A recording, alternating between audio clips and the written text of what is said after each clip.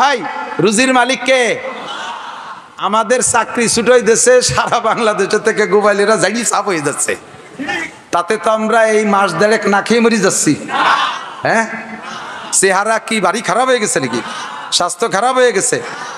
আমাদের তত্ত্বাবধায়ক সরকার, অন্তর্বর্তীকালীন সরকার আমাদেরকে খাওয়াবে না, বিগত সরকার আমাদেরকে খাওয়ায় নাই। যার দুনিয়ার মানুষ একটু অছিলা হতে পারে, খাওয়ায় কে? পড়ায় কে? বাঁচায় কে? ওমা মিন দাব্বাতিন ফিল আরদি ইল্লা আলাল্লাহি রিজকুহা। প্রত্যেকটা প্রাণীর রুজির জিম্মাদারি কার হাতে? আল্লাহ পাক তাই বলেন, বিয়ে দিয়ে দাও, চাকরি বাকরি আর এস্টাবলিশ হইয়া, স্বনির্ভর হইয়া তারপরে বিয়ে করবে, এই অপেক্ষা করো না।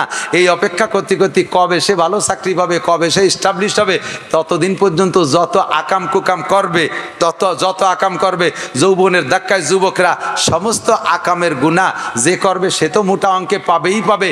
তার ফ্যামিলির মুরব্বীরা যারা তার বিয়ে ঠেয়ায় রাখছে, তারা এস্টাবলিশটা করে বিয়ে দেবে না বলে ধাক্কায় বাধায় রাখছে, অথচ ছেলেটা বিয়ে করতে চায়, ওই ছেলেটা যত অন্যায় করবে সম্পূর্ণ গুনাহ তার আব্বার আমলনামায় জমা হবে। কাজে তাইলে যে খাবে কি রে তা কইলেন না? আল্লাহ পাক নিজেই বলেন, আমি বলি না, ইয়াকুনু ফুকারা, যদি তুমি বিয়ে দিচ্ছ না যে ভয়ে, অভাবের ভয়ে, সেই ছেলেরা বা তুমি যদি অভাবী হও, ফকির হও, ফকিরের জমা ফুকারা, যদি তারা ফকির হয়, আল্লাহ নিজেই বলছেন বিয়ে দিয়ে দে, বিয়ে দিয়ে দে, তাড়াতাড়ি বিয়ে করায় দে, ইউগনিহিমুল্লাহু মিন ফাদলিহি। বিয়ের পরে আল্লাহ তাআলা তাদেরকে ধনী বানায়া দেবে। ওয়াদা কার? আল্লাহ মাসে একবার ওয়াদা খিলাফ করে? বছরে একবার ওয়াদা খিলাফ করে? কোনদিন ওয়াদা খিলাফ করে? তা আমার আল্লাহ কইলেও ধনী বানায় দেবে, তুমি কোন চিন্তায়? তালি হ্যাঁ ঠিক আছে বিয়ে দেব, আল্লাহ দেয় কি না দেয় এই জন্যই বিয়ে দেওয়ার সময় ছেলের শ্বশুরির কাছ থেকে 2 লাখ টাকা কন্ট্রাক্ট নিয়ে নেই, যৌতুকের হিসাব। আস্তাগফিরুল্লাহ, কন্যা আস্তাগফিরুল্লাহ। যুবক, বিয়ে সংক্রান্ত আসতি দাও, কথা বলো। তাহলে বিয়ে করার জন্য হুকুম করছেন কে? আল্লাহ। বিয়ে দিয়ে দাও। এবার বিয়ে সংক্রান্ত কথা, বিয়ে করবা কোন জায়গা? নবী পাক সাল্লাল্লাহু আলাইহি সাল্লাম বলেন, মেয়ে দেখে বিয়ে করো, মেয়ে দেখে বিয়ে করো। দেখবে কে? আমাদের সমাজে প্রথা আছে, মা আর বাপ দুইজনরে ফাটাই দেয়, উন্ডা দেখি আমারে কাগজ ছাওয়াইনে দিলি আমার কোনো কথা নাই। আগে তো মা বাপের প্রতি আস্থা ভালো আছে বলে কাগজ ছাইনে দিলেও কোনো অভিযোগ নাই। যখন আইনিয়ে দেশে বাড়ি 2 দিন পরে তারপরে দেখা যায় চোখ টেরা, নাক ফেটা, কালা, চেহারা ভালো না, সেদিন মেকআপ করে আনছিল, ওই পার্লারেতে সাজাই নিয়ে দেশে রং উঠে গেছে বোর, এই কয়ে যে তারপরে জ্ঞান শুরু করবা। এই জন্যে আল্লাহর হুকুম, নবীর হুকুম, বিয়ে করার জন্য বাপরে দে মেয়ে দেখাবি না। বিয়ে করার জন্য মা দেখলে দেখতে পারে মহিলা মানুষ, তো বাপরে দে বিয়ে দেখাবি, মেয়ে দেখাবি না, আর কেউ রে দে দেখাবি না। তোর বিয়ের মেয়েটা তুই চোখ দিয়ে দেখে নিবি। বিয়ের আগে ছেলেকে মেয়ে দেখা সুন্নাত। হুজুর অর্ডার করেছেন, হে মক্কা থেকে যারা মদিনা হিজরত করে আসো, তোমরা আনসারি মেয়েদেরকে বিয়ে করতে যাচ্ছ, আনসারি মেয়েদেরকে দেখে নিও, ওদের কিন্তু চোখ একটু গোলা হয়, তাদের চোখ একটু গুলা হয়। তোমরা মক্কিরা চোখ কালা, এরা চোখ গুলা, শেষে তোমাদের গ্যাঞ্জাম হবে, একটু দেখে শুনে নিয়ে নিও। এর জন্য দেখার অনুমতি আছে। দেখবে ছেলে পাঠাই দিছে দুলোবাইরে, দুলোবাই দেখিয়ে সঙ্গে, দুলোবাই তোমার জন্য মাইয়ে দেখতে যাইয়ে চয়েস করে ফেলাইছে, মাইয়ে তো হ্যান্ডসাম একেবারে প্রিয়াঙ্কা চোপড়া, আর দুলোবাই বানাইছে তুমি ওইটারে যেই বুন্ডা দিয়ে, সেই বুন্ডা তো ইন্টারন্যাশনাল হাফসি, ধুমসা কালা, দাইপু কালা। তো তোমার জন্য বউটা দেখে চয়েস করে আইসে, আইসে কয় তোমার যা কর দরকার কইয়া, কয় দেরি করিস না, নিয়ে আয়। তোমারে বিয়ে দিয়ে আনার পরে এরপরের থেকে তোমারে বিদেশে পাঠানোর জন্য তোমার দুলোভাই খুব ব্যস্ত হয়ে গেছে। টাকা নাই, পয়সা নাই, জমি 1 বিঘে বেচিয়ে দুলোভাই শালার বেটা শালা সহ পাঠাই দিয়েছে বিদেশে। তোমারে পাঠাই দে, এরপরে স্টার্টিং ঘুরোই দিছে। তোমার বুন্ডার কপাল পোড়াবে তোমার দুলোভাই কিছুদিন পরে তোমারে বিদেশে পাঠাই দিয়া। এই জন্যে শরীয়তের বিধান, জীবনেও কোনোদিন দুলোবাইরে বউ দেখতে দিবি না। ভালো হোক আর মন্দ হোক, দুলোবাইরে বউ দেখতে দিবে না। দুলোবাইয়ের বউ দেখা হারাম, তোমার বউকে তোমার দুলোবাই দেখা হারাম, আগেও দেখা হারাম, পরেও দেখা হারাম। কিন্তু আমাদের পূর্বে দেখেছি, ইদানিং আল্লাহর রহমত আমাদের বয়ান শুনতে শুনতে পরিবর্তন হয়ে আসছে। বিয়ে করে আনার পরে স্বামী স্ত্রী দুইজনে একসাথে দুধ ভাত খাবে, এইটা সুন্নাত। উনি বউডারে বাড়ি নামায় তোয়ার পরে ওনার গেটি ধরে খেদাই দিচ্ছে, উনি মাইদুর রাস্তা দিয়ে মুখ চড়ে ঘুরে বেড়াচ্ছে, আর ওর বউরে দিয়ে আর ওর দুলোবাইরে দিয়ে মালা দিয়ে ফেসাই দিচ্ছে, দুধ ভাত তোরা দুইজন খা। একটা কুপ্রথা সমাজে ছিল কি ছিল না? এটা সম্পূর্ণ পরিহার করতে হবে, এগুলো বাদ। এগুলো চলবে না। মেয়ে দেখবেন, কেমন মেয়ে দেখবেন, এ যুবক ভালো করে মনে রাখো, দলা একটা দেখলি লাফাই পড়ো না। বংশীয় মেয়ে খোঁজো, শিক্ষিতা মেয়ে খোঁজো। তুনকাহুল মারাতুল আরবা, মেয়েদেরকে বিয়ে করা হয় 4টি গুণ দেখে। লি জামালিহা, 1 নম্বরে রূপ দেখে, 2 নম্বরে লি হাসাবিহা, ভালো বংশ দেখে, 3 নম্বরে লি মালিহা, শ্বশুরের কিছু মাল থাকলে তাও মানুষ একটু টার্গেটে রাখে, 4 নম্বরে লি দিনইহা, দিনদার দেখে বিয়ে করে। হুজুরাই বললেন 4টে গুণই পছন্দের, 4টা থাকলে তো সবচাইতে সোনাই সোহাগা। যদি 4টা না থাকে তাহলে কমপক্ষে রূপ হলে ভালো, না হলে দোষ নাই, বংশ হলে ভালো, না হলে দোষ নাই, ধনী হলে ভালো, না হলে দোষ নাই, তবে ফাজ পারবি জাতির দিন। দেখ মেয়েটা নামাজ পড়ে কিনা, মেয়েটা কোরআন পড়তে পারে কিনা, মেয়েটা পর্দা করে কিনা, মেয়েটি বোরকা পরে কিনা, মেয়েটি কি দুলোবাইয়ের বাড়ি বেড়াতে যায় কিনা, মামা বাড়ি যে কয়দিন বেড়ায়, খালু বাড়ি যে কয়দিন বেড়ায়, তাওই বাড়ি যে কয়দিন বেড়ায়। এই পাড়া বেড়ায় নিয়ে মহিলা, পাড়া বেড়ায় নিয়ে মুরগি কিনিস না, তাহলে ও বাড়ি ডিম পারে না। কথা কন না কে ধুম সারা গচ্ছে বিটিরা।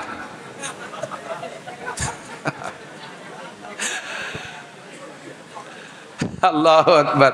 উচিত কথা কবরে মাসি, তাই সারমানিক দিয়ে আরেকবার আসিয়া না আসি মেয়েদের বিয়ে করার জন্য। এবার আমার মা মুন্ডা যারা পর্দার আড়ালে আসো, আমি কিন্তু যুবকদেরকে রেডি করে ফেলাইছি, তোমরা আর স্কিন টাইট প্যান্ট পাজামা পরা মাইয়ে বিয়ে করবা, ঠিক আছে তো? Ready ready, 1 2 3।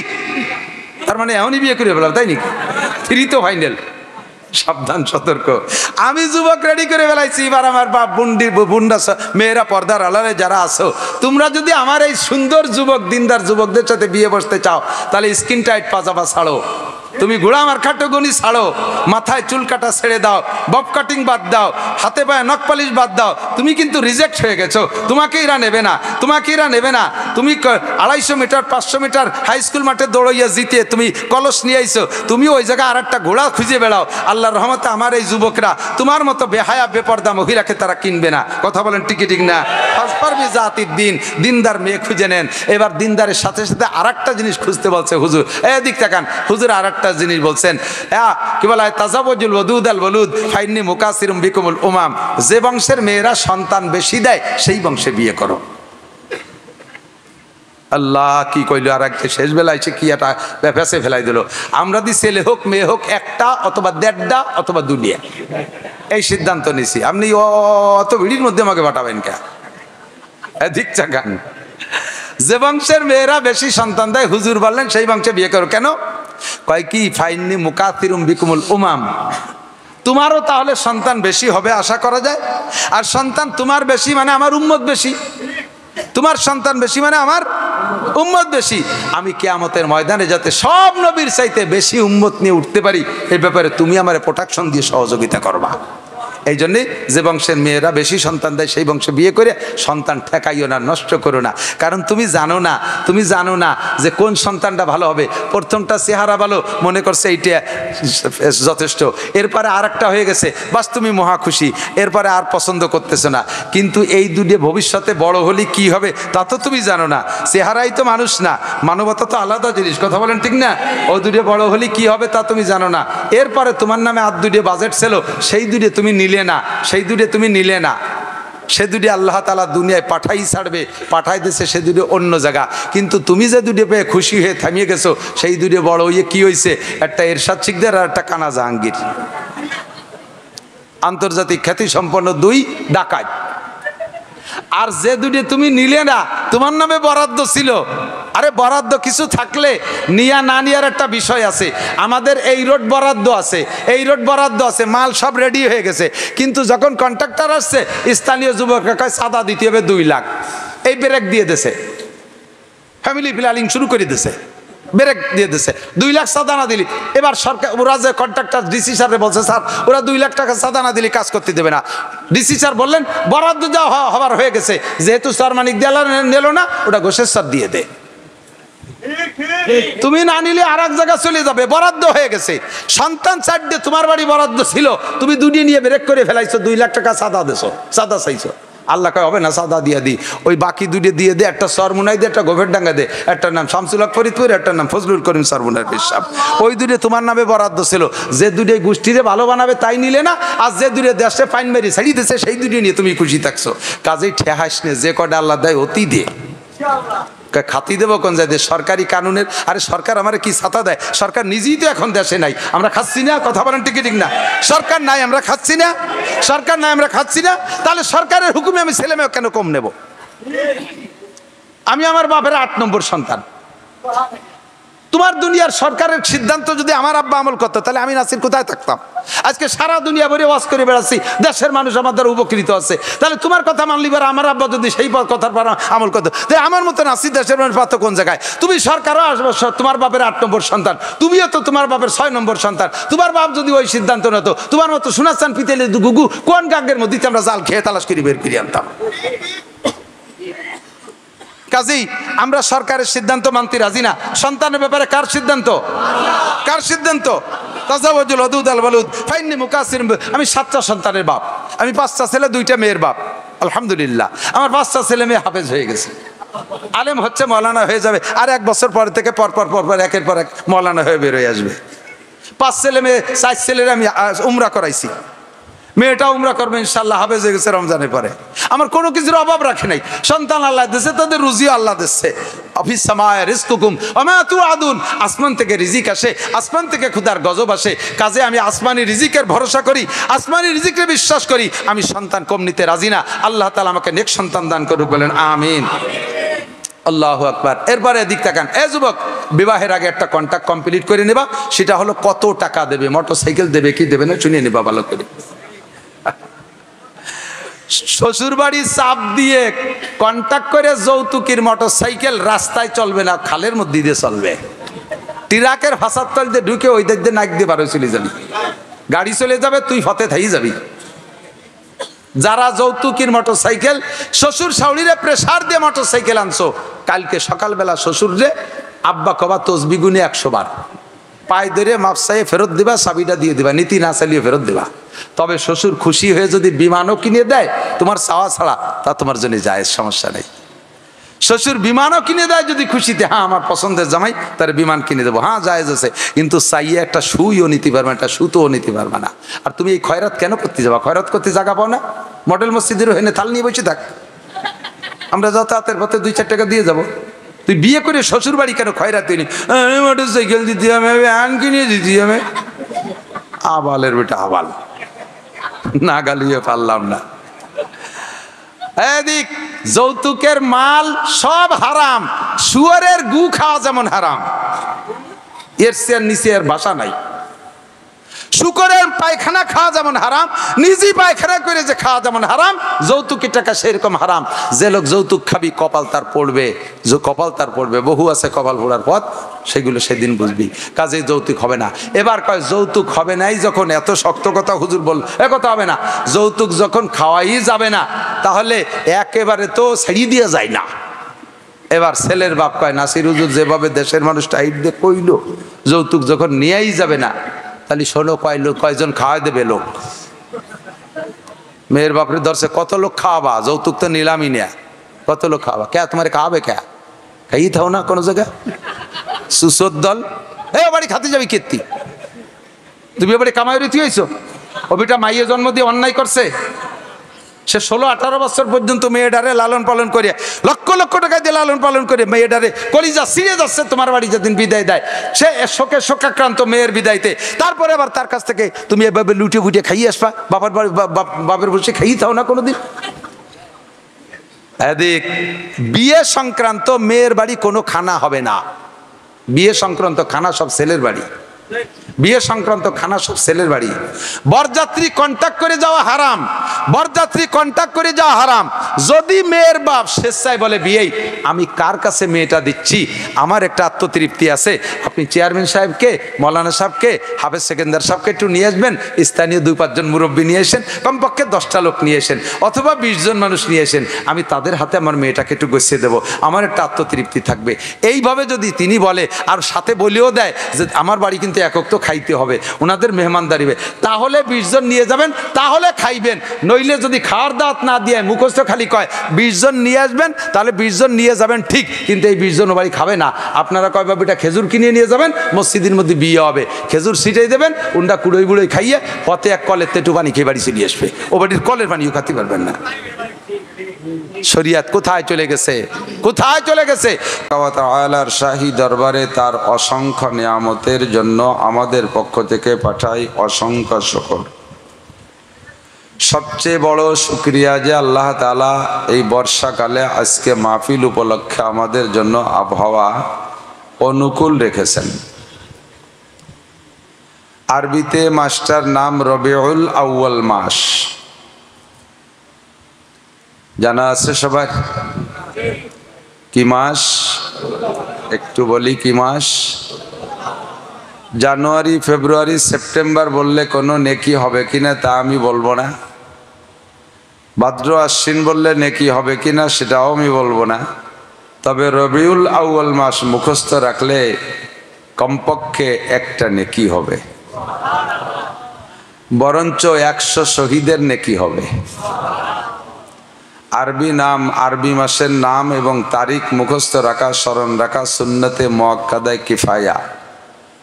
আর যে সময় দুনিয়া থেকে সুন্নতগুলো যে কোনো কারণে মুসলমানদের অলসতা হোক, অবহেলা হোক অথবা অমুসলমানদের ষড়যন্ত্রের শিকার হইয়া সুন্নতগুলো ধীরে ধীরে মুসলমানদের থেকে বিলুপ্ত হতে থাকে, এমন মুহূর্তে একটা সুন্নতের অনুসরণ করলে, আমল করলে আল্লাহর নবী বলেন ফালাহু আজরু মিয়াতি শাহিদ, তাকে 100 শহীদের সওয়াব দান করা।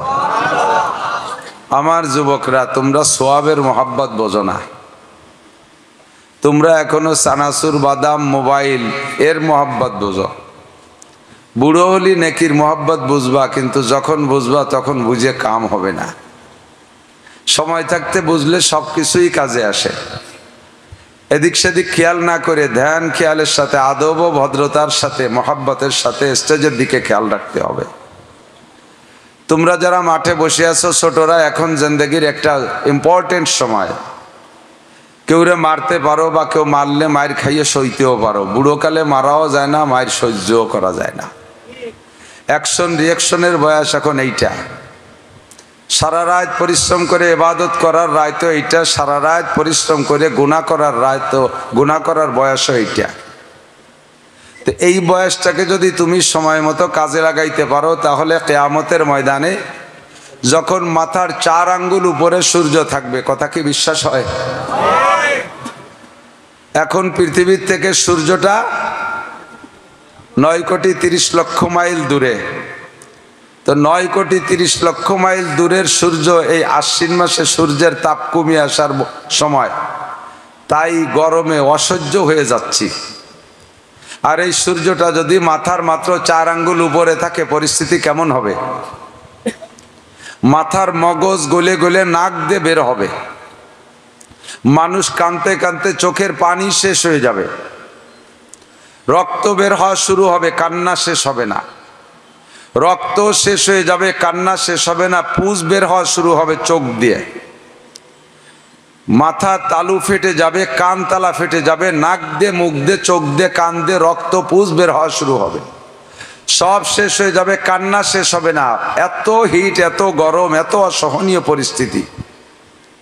এ খবর আমার আব্বা বলে নাই, আমার দাদা বলে নাই, আমি বলি নাই, এদেশের কোনো নেতাগো তার বক্তব্য নয়। বিশ্বনবী মুহাম্মদুর রাসূলুল্লাহ সাল্লাল্লাহু আলাইহি ওয়াসাল্লামের বাণী সত্য না মিথ্যা? যদি এটাকে অন্তঃকরণে মনে প্রাণে বিশ্বাস করে থাকেন, তাহলে পরিস্থিতিটা কেমন হবে বলে 2-5 সেকেন্ড একটু চক্ষু বন্ধ করে ভেবে দেখেন। ওখানে কোনো ছায়া নাই, কোনো একটা মরা খেজুর গাছও নাই যে তার নিচে একটু মাথা গুজবেন, কোনো ছায়া নাই। ইয়াউমা লা জিল্লা ইল্লা জিল্লুহু, হাদিস পরিষ্কার সহিহ হাদিস। ওদিন কোনো ছায়া থাকবে না একমাত্র আল্লাহর আরশে আজিমের ছায়া ছাড়া। ওই ছায়ার নিচে যাওয়ার জন্য মানুষ হন্য হয়ে, পাগল হয়ে ছুটাছুটি করবে। নবী আলাইহিস সালাতু ওয়াস সালামের দেওয়া বক্তব্য অনুযায়ী প্রস্তাব ও দাবি অনুযায়ী আল্লাহ পাক রব্বুল আলামিন কয়েক গুণের মানুষকে ফেরেশতাদের মাধ্যমে বাছাই করে নিয়ে ওই আরশে আজিমের ছায়ার নিচে বসাইয়া নবী আলাইহিস সালাতু ওয়াস সালামকে বলবেন, আগে তুমি হাউজে কাউসার পান করাও। নবী পাক হাউজে কাউসার পান করায়া সকলের কলিজারে ঠান্ডা কইরা আরশের নিচে বসাই দিয়া এরপরে আল্লাহ পাক রব্বুল আলামিনের কাছে বলবে, আল্লাহ হাউলাই আজিয়াফিল মুকাররম, এরা সব আমার ভিআইপি মেহমান। আমি যেভাবে দুনিয়ায় জীবন যাপনের কথা বলেছি আমার উম্মত সেভাবে জীবন যাপন করে আসছে। প্রথম এই যাদেরকে দেখছো তারা এক গ্রুপ, দ্বিতীয় যাদেরকে নিয়ে আসছে এই পাশে তারা আমার সেকেন্ড দল। এরা হলো শাবুন নেশাফি ইবাদাতিল্লাহ। এরা গোপালগঞ্জের মতো গরম জেলায় বসবাস করেও জিন্দেগিটাকে নরমভাবে তৈরি করেছে। এরা যুবক যৌবনকালটা অতিবাহিত করেছে দিনের মাধ্যমে, ধর্মের মাধ্যমে, সভ্যতার মাধ্যমে, ভদ্রতার মাধ্যমে। আমি নবী পাকের আদর্শ মেনে চলছে। আল্লাহ এরা তোমার খাস মেহমান। আল্লাহ পাক বলবেন, আজলিসুম তাহতা আরশি, আমার আরশের নিচে তাদেরকে বসাইয়ে দাও। কন্যা সুবহানাল্লাহ। পরিস্থিতি মাঠটার কেমন তা তো বুঝতেছেন। আর সেই জায়গা কোনো ছায়া নাই আল্লাহর আরশের ছায়া ছাড়া। আমার প্রাণপ্রিয় গোপালগঞ্জের যুবকরা যদি ওই ছায়ার নিচে বসতে হয় তাহলে এমন একটা স্বভাব আর চরিত্র গঠন করে যেতে হবে এখন থেকেই। এজন্য মাঠে বসা থাকা অবস্থায় ওয়াজ শুনতে আসা থেকে শুরু থেকে শেষ পর্যন্ত কোনো প্রকার উশৃঙ্খলা কথার ভিতরে, চেহারার ভিতরে, চালচলনের ভিতরে, বসার ভিতরে কোনোভাবে যেন তোমাকে আমি বেয়াদব বলে ফেলতে না পারি। শুরু থেকে শেষ পর্যন্ত আদব আর ভদ্রতার সাথে তুমি বৈশা এই গুণটা যোগ্যতাটা নেওয়ার জন্য তুমি সবক নিবা। এখান থেকে যা বলা হবে সেটা তুমি ক্লাসের মতো মুখস্থ করে নিবা এবং বাকি জিন্দেগিতে এটা বাস্তবায়ন করার চেষ্টা করবা। আল্লাহ তাআলা আমাদের এই যুবকদেরকে আরশে আজিমের নিচে ছায়ার ব্যবস্থা করে দেয়। সবাই বলি আমিন। মাসটার নাম রবিউল আউয়াল মাস। কি মাস? মুখস্থ করলে 100 শহীদের সওয়াব। বলেন সুবহানাল্লাহ। 100 শহীদের সওয়াব কি কম? শহীদ মানে বাংলাদেশি শহীদ না, বাংলাদেশে তো হিন্দু গেনামেও শহীদ লাগে। শহীদ গয়েশ্বর চন্দ্র, শহীদ হরিপদ, এ শহীদ না। নবী পাক বলেন, যারা উহুদ, বদর, খন্দক, খয়বারে গিয়ে আমার সঙ্গে হইয়া কাফেরের মোকাবেলায় লড়াই করতে করতে গলা কাটাই দিয়া তীর তরবারির আঘাতে মৃত্যুবরণ করেছে, এই রকম শহীদের 100 শহীদ, বদরে 14 জন, উহুদে 70 জন, এইরকম শহীদের 100 শহীদের নেকিকে এক পাল্লায় করলে যে পরিমাণ হবে, আমার আখেরি জামানার উম্মত যদি একটা সুন্নতের পর আমল করে আল্লাহ তাআলা তাকে সেই পরিমাণ নেকি দান করবেন। কাজেই প্রত্যেকটা সুন্নত আমি খুঁজে খুঁজে বের করে আমল করার চেষ্টা করবো আজ থেকে, প্রতিজ্ঞাবদ্ধ। ঠিক আছে না ইনশাআল্লাহ? মাসটার নাম রবিউল আউয়াল মাস। এ মাসকে বাংলাদেশ, ভারত, পাকিস্তান 2-3 দেশে 12 তারিখটাকে ঈদে মিলাদুন নবী হিসেবে উদযাপন করে। আলোচনার দিকে যাব, তার আগে মাসটার নাম এসে গেল বিদায় মাসের কিছু খারাফাত, এ মাসের ভিতরে কিছু শরিয়াত বিরোধী কাজও হয়ে থাকে, কিছু বেদাতের প্রচলন আছে ইবাদতের নামে। এর ভুলটা ভেঙে দেব ইনশাআল্লাহ। যেটা আমার ভিতরে আছে ভুল, কোরআন সুন্নাহ যদি আমাকে এটা মাপে ঝুপে ভুলটা ধরায় দেয় তাহলে আমি ভুলটা পরিত্যাগ করতে রাজি আছি না ইনশাআল্লাহ। আমি নিজেও বহুত ভুলের ভিতরে ছিলাম। যখন কোরআন হাদিস পড়ি আর আসাতেজায়ে কেরাম উস্তাদদের কাছ থেকে শুনেছি এক একটা করে, আমার বিগত ভুলগুলো আমি ছেড়ে দিতে বাধ্য হয়েছি। কারণ এটা পূর্বে থেকে কিভাবে আমাদের কাছে আসছে সেই ইতিহাস, লম্বা ইতিহাস, তা বলতে যাব না। বাকি যখন আমার সামনে কোরআন হাদিসে আইসে আমার ভুলটা ধরাই দেবে, আমার বিগত জীবনের সব ভুল আমি সাফ করে সহি যেটা পাবো এটা আমল করার জন্য চেষ্টা করব। আল্লাহ তাআলা আমাদেরকে তৌফিক দান করে, বলেন আমিন। এই মাসটা বড় আনন্দের মাস, বলেন আলহামদুলিল্লাহ। কেন আনন্দের মাস? এ মাসে আমাদের নবী দুনিয়া এসেছিলেন। কোন নবী? মুহাম্মাদুর রাসূলুল্লাহ। বলেন না মুহাম্মাদুর রাসূলুল্লাহ। ওয়াল্লাযীনা মাআহু আশিদ্দাউ আলাল কুফফার রুহামাউ বাইনাহুম তারাহুম রুকআন সুজদান ইয়াবতাগুনা ফাদলাম মিনাল্লাহি ওয়া রিদওয়ানা সীমাহুম ফি ওজুহিহিম মিন আথারিস সুজুদ। সূরা ফাতার ভিতরে আল্লাহ পাক রব্বুল আলামিন ডাইরেক্ট আমার নবীর নাম উচ্চারণ করেছেন। এ নবীর নাম মুহাম্মাদুর রাসূলুল্লাহ। নবীর একটু ফজিলাত শুনি। কেমন ফজিলাত? নবী আলাইহিস সালাম বলেন, নবী আলাইহিস সালাতু ওয়াস সালাম বলেন, আনা নবিয়্যুন ওয়া আদামু বাইনাল মা'i ওয়াত তিন। হে দুনিয়ার মানুষ, দুনিয়ার সবচাইতে প্রথম মানুষটার নাম কি? হ্যাঁ, আপনারা জানেন না? মিস্টার বান্দর, আদম। যারা বলে বান্দরের থেকে মানুষের উৎপত্তি, তারা মানুষ না অমানুষ? বান্দরের থেকে বান্দর হয়, বান্দর অমানুষ, কাজেই সে গোষ্ঠী ধরে অমানুষ, ঠিক না? আমাদের পূর্বপুরুষ প্রথম মানুষটার না, প্রথম পুরুষটার নাম আদম আলাইহিস সালাতু ওয়াস সালাম। তার আগে দুনিয়ায় কোনো মানুষ ছিল না, ঠিক কি না? তো আদম আলাইহিস সালাতু ওয়াস সালাম সম্পর্কে হুজুর বলেন, আনা নবিয়্যুন ওয়া আদামু বাইনাল মা'i ওয়াত তিন। আমি সেই সময় নবী। তোমরা তো মনে করতেছো আদম সবচেয়ে প্রথম মানুষ। তোমরা জেনে নাও প্রথম মানুষ কে। আনা নবিয়্যুন ওয়া আদামু বাইনাল মা'i ওয়াত তিন। আমি তখনও নবী যখন আদম আলাইহিস সালাম মাটি আর পানির মধ্যে ছিল। তার মানে আদম অস্তিত্বে আসে নাই, আমি সে সময় নবী। কন্যা সুবহানাল্লাহ। তাহলে আদম নবীর সৃষ্টি আগে না আমার নবীর সৃষ্টি আগে? আমাদের নবীর সৃষ্টি আগে, ঠিক কি ঠিক না? এসে গেলে একটু বলি, জিবরিল আলাইহিস সালাতু ওয়াস সালাম বিভিন্ন সময় বিভিন্ন রং ধরে আসতেন।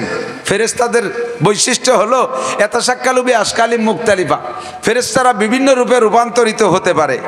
কখনো মানুষের রূপ ধরতে পারে, কখনো হাফেজ সেকেন্দার আল হিসাবের রূপ ধরতে পারে, কখনো আমার রূপ ধরতে পারে, কখনো আরেকজনের রূপ ধরতে পারে। তো বেশিরভাগ সাহাবায়ে কিরামদের ভিতরে দেহিয়ায়ে কালবি এক সাহাবা ছিলেন, ওনার রূপ ধরে বেশি আসতেন। আল্লাহু আকবার। একদা জিবরিল আলাইহিস সালাতু ওয়াস সালাম আসছেন। ফাতেমা রাদিয়াল্লাহু তাআলা আনহা জিবরিল আলাইহিস সালামকে দেখে চিনে ফেলাইছে। তো চিনে সম্বোধন করছে, সালাম দিয়ে বলছে, আসসালামু আলাইকুম চাচা, ছোট চাচা কেমন আছেন? ছোট কাকা, আমাদের গোপালগঞ্জ, আমাদের এলাকায় কি কয়? দুদু জান। দুদু কেমন আছো?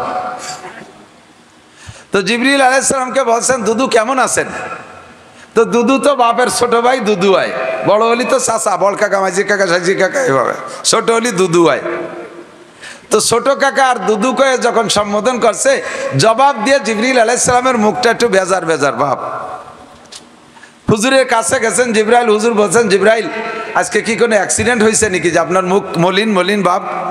তো জিবরিল পরিষ্কারবাদী, উনি বললেন, না তেমন কিছু না, ফাতেমা আমারে ছোট কাকা কইছে।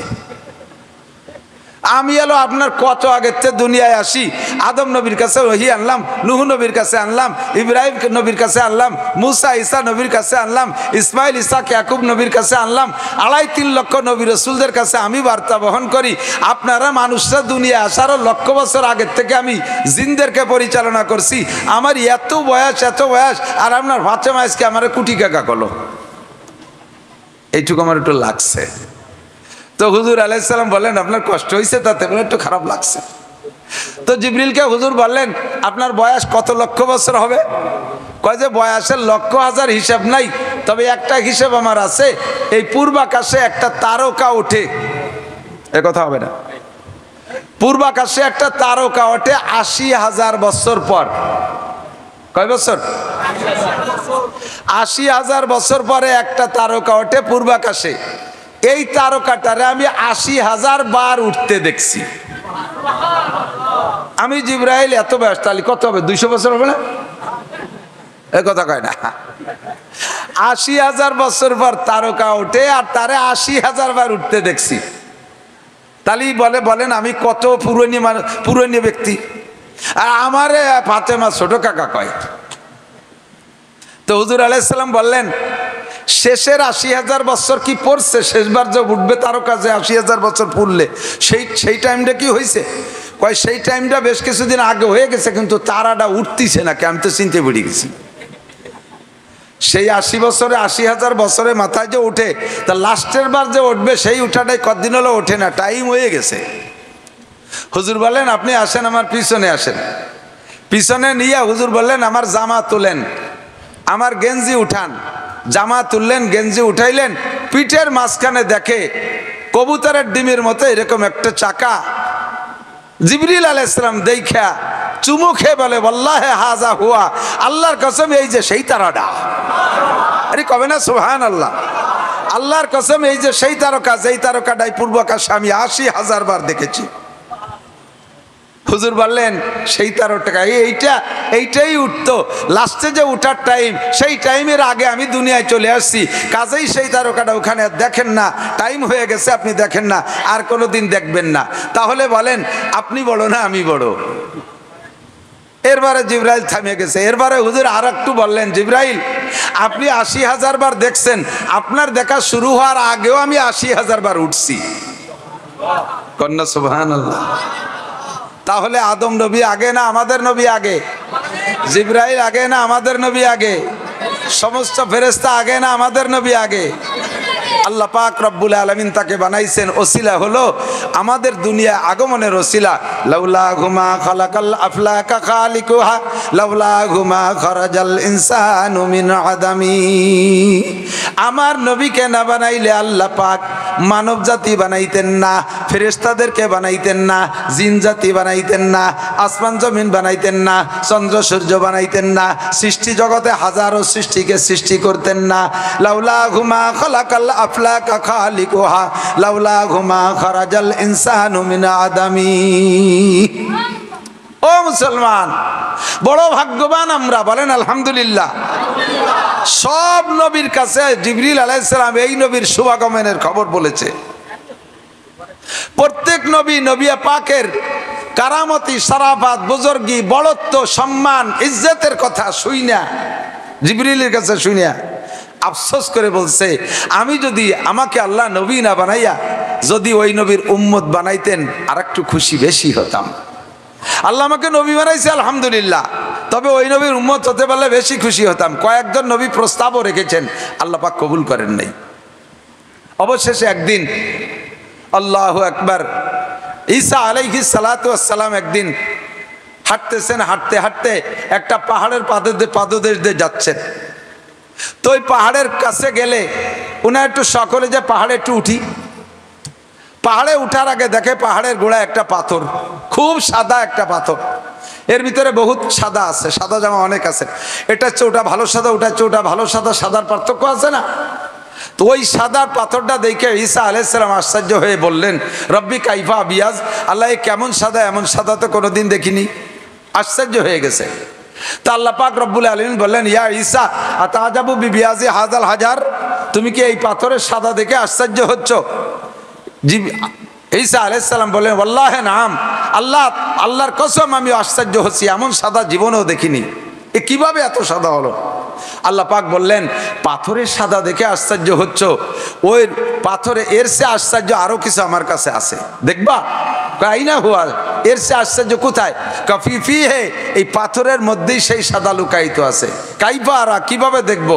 কাইজরিবিয়া সাকাল হাজার, তোমার হাতের লাঠি দিয়ে পাথরে একটা পিটান দাও, বেরিয়ে আসবে আশ্চর্য। ফাজারাবা ঈসা আলাল হাজার, ঈসা আলাইহিস সালাম পাথরের মাঝখানে পিটান দিলেন, ফানফালাকা, পাথরটা ফাইটা দুই টুকরা হয়ে গেল, দুইটা টুকরা দুই দিক সরে গেল। ফাখরাজা শাবুন ইউসাল্লি আলাল মুসাল্লা, দেখে পাথরের দুই টুকরা সরে যাওয়ার পরে জায়গাটা খালি হয়ে গেছে। মাঝখান থেকে একজন যুবক বেরিয়ে আসছে। একটা যুবক বের হলো, যুবকটা হাঁটাহাঁটি করছে না, পাথরের মধ্যে যে অবস্থায় ছিল ওই অবস্থায় আছে। যায় নামাজ আছে, যায় নামাজের উপরে দাঁড়িয়ে দাঁড়িয়ে নামাজ পড়তেছে, একের পর এক পড়েই যাচ্ছে, কথা কয় না। ঈসা আলাইহিস সালাম আশ্চর্য, আল্লাহ নিশ্চিদ্র পাথর, এর ভিতরে অক্সিজেন ঢোকে না, শ্বাস ছাড়লে কার্বন ডাই অক্সাইড বেরোয় না, এর মধ্যে খানা দানার কোনো ব্যবস্থা নাই, এমন নিশ্চিদ্র শক্ত পাথরের ভিতরে মানুষ ঢুকলো কি কইরা? আবার মানুষটা জীবিত থাকলো কি কইরা? আবার পাথরের মধ্যে দাঁড়িয়ে দাঁড়িয়ে নামাজ পড়ে। দেখি যুবকের কাছে তার ইতিহাস শুনবো। আশ্চর্য হয়ে চোখ বড় হয়ে দাঁড়িয়ে আছে।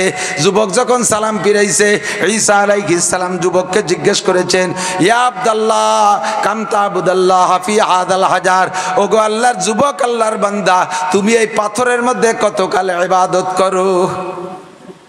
পাথরের মধ্যে কতকাল? যুবক জবাব দেয়, তাকরিবান 400 আম, আনুমানিক আমি 400 বছর পাথরের মধ্যে নামাজ পড়ি। কত বছর? 400 বছর আমি নামাজ পড়ি। 400 বছর পাথরের মধ্যে আমি বন্দী হয়ে গেছি। ও বন্ধুরে, ঈসা আলাইহিস সালাম আবার নতুন করে আশ্চর্য বেড়ে গেল। আল্লাহু আকবার। আরে আমি নামাজ পড়ি, কিরাতটা সুন্দর পড়ি, ইমাম সাহেব কণ্ঠ ভালো, কিরাতের ভিতরে আমার রিয়া আসে, আমার কিরাত সুন্দর শুনে মুসল্লিরা সাবাস দেবে, বাহাবা দেবে। আমি মুসল্লি চরমুনায় যাইয়া পাগড়ি পরে আসছি, এখন সব জায়গা পাগড়ি পরে ঘুরি, মানুষে আমার পাগড়ি দেখে প্রশংসা করবে। আমি মসজিদের ভালো কাজ করে দিছি, টাইলস দিয়ে দিছি, রাস্তাঘাটে চার দোকানে বসে গল্প মারি, এই মসজিদের সব টাইলস আমি দিয়ে দিছি যাতে মানুষে আমারে প্রশংসা করে। নামাজটা সুন্দর করে পড়ি যাতে মানুষে আমারে প্রশংসা করে। আমি তিলাওয়াত সুন্দর করে করি যাতে মানুষে আমার প্রশংসা করে। মানুষের কাছ থেকে প্রশংসা পার লোভ করলি ওই ইবাদতে 5 পয়সারও নেকি থাকে না। এই যুবক পাথরের মধ্যে ইবাদত করেছে, তার নামাজ কেউ দেখে নাই, তার রুকু কেউ দেখে নাই, তার সেজদা কেউ দেখে নাই, তার পাগড়ি কেউ দেখে নাই, তার কোনো কিছু কেউ দেখে নাই, দেখছে একমাত্র, জোরে বলেন কে? তাহলে এই যুবকের ইবাদতের মধ্যে কোনো ভেজাল নাই, একেবারে নির্ভেজাল ইখলাসের সাথে ইবাদত, তাও করছে 400 বছর। ঈসা আলাইহিস সালাম আশ্চর্য হয়ে বলেন, ও যুবক, মা ওয়াজাদতা ফি হাযাল হাজার বিইবাদাতিক, তুমি 400 বছর ইবাদত করে পাথরের মধ্যে কি পেয়েছো? আল্লাহ তোমারে নগদে কি দিয়েছে? যুবক বলে, ওয়াজাদতু শাইআ। আমার যুবক, আমার দিক তাকাও, তুমিও ইবাদত করো, আল্লাহ তোমারে দেবে। আল্লাহ শুধু ওই যুবকের আল্লাহ না, আল্লাহ আমাদেরও আল্লাহ। কথা বলেন ঠিক না? আল্লাহ আমাদেরও আল্লাহ। বরঞ্চ ওই যুবক ঈসা নবীর জামানার যুবক হইলে, আর তুমি হইলে মুহাম্মদুর রাসূলুল্লাহর জামানার যুবক, এই নবীর উম্মত, ওই যুবকের চাইতে যুবক এই জামানার যুবকের দাম 1000 গুণ বেশি। নড়াচড়া করবা না, মুখস্থ করো গেল, আর প্রতিজ্ঞা করো আমি ওই রকম যুবক হব ইনশাআল্লাহ। তুমি কি পাইছো রে যুবক 400 বছর ইবাদত কইরা? যুবক কই 1 নম্বর পেয়েছি, যেদিন আল্লাহ পাক আমাকে এই পাথরের মধ্যে বন্দি করে ফেলেছে, সেদিন এই পাথরটা ছিল মিচমিচে কালো। বন্দি হয়ে গেছি, মালিকের কুদরত আমাকে আটকায় ফেলাইছে, বেরোনোর কোনো পথ নেই। নিজে নিজে বুঝে ফেলেছি, পাথরে যখন আটকায় ফেলাইছে মরণ ছাড়া উপায় নেই। বন্দি হওয়ার পরে দেখি পাথরের ভিতরে আমি পরিমাণ জায়গাটা প্রশস্ত হয়ে গেল। যখন প্রশস্ত হয়ে গেল, শ্বাস নিঃশ্বাস নিচ্ছি, আমি মরি না। চিন্তা করলাম, জায়গাও যখন পাইলাম, মরতেছিও না, বেকার বসে থাকবো কেন, ইবাদত শুরু করে দেই। যখন ইবাদতের প্রস্তুতি নিয়েছি, কে যেন আমার একখান যায় নামাজ পাথরের মধ্যে দিয়ে গেল। বুঝলাম যায় নামাজের উপরে আমাকে নামাজ পড়তে হবে, শুরু করে দিলাম নামাজ।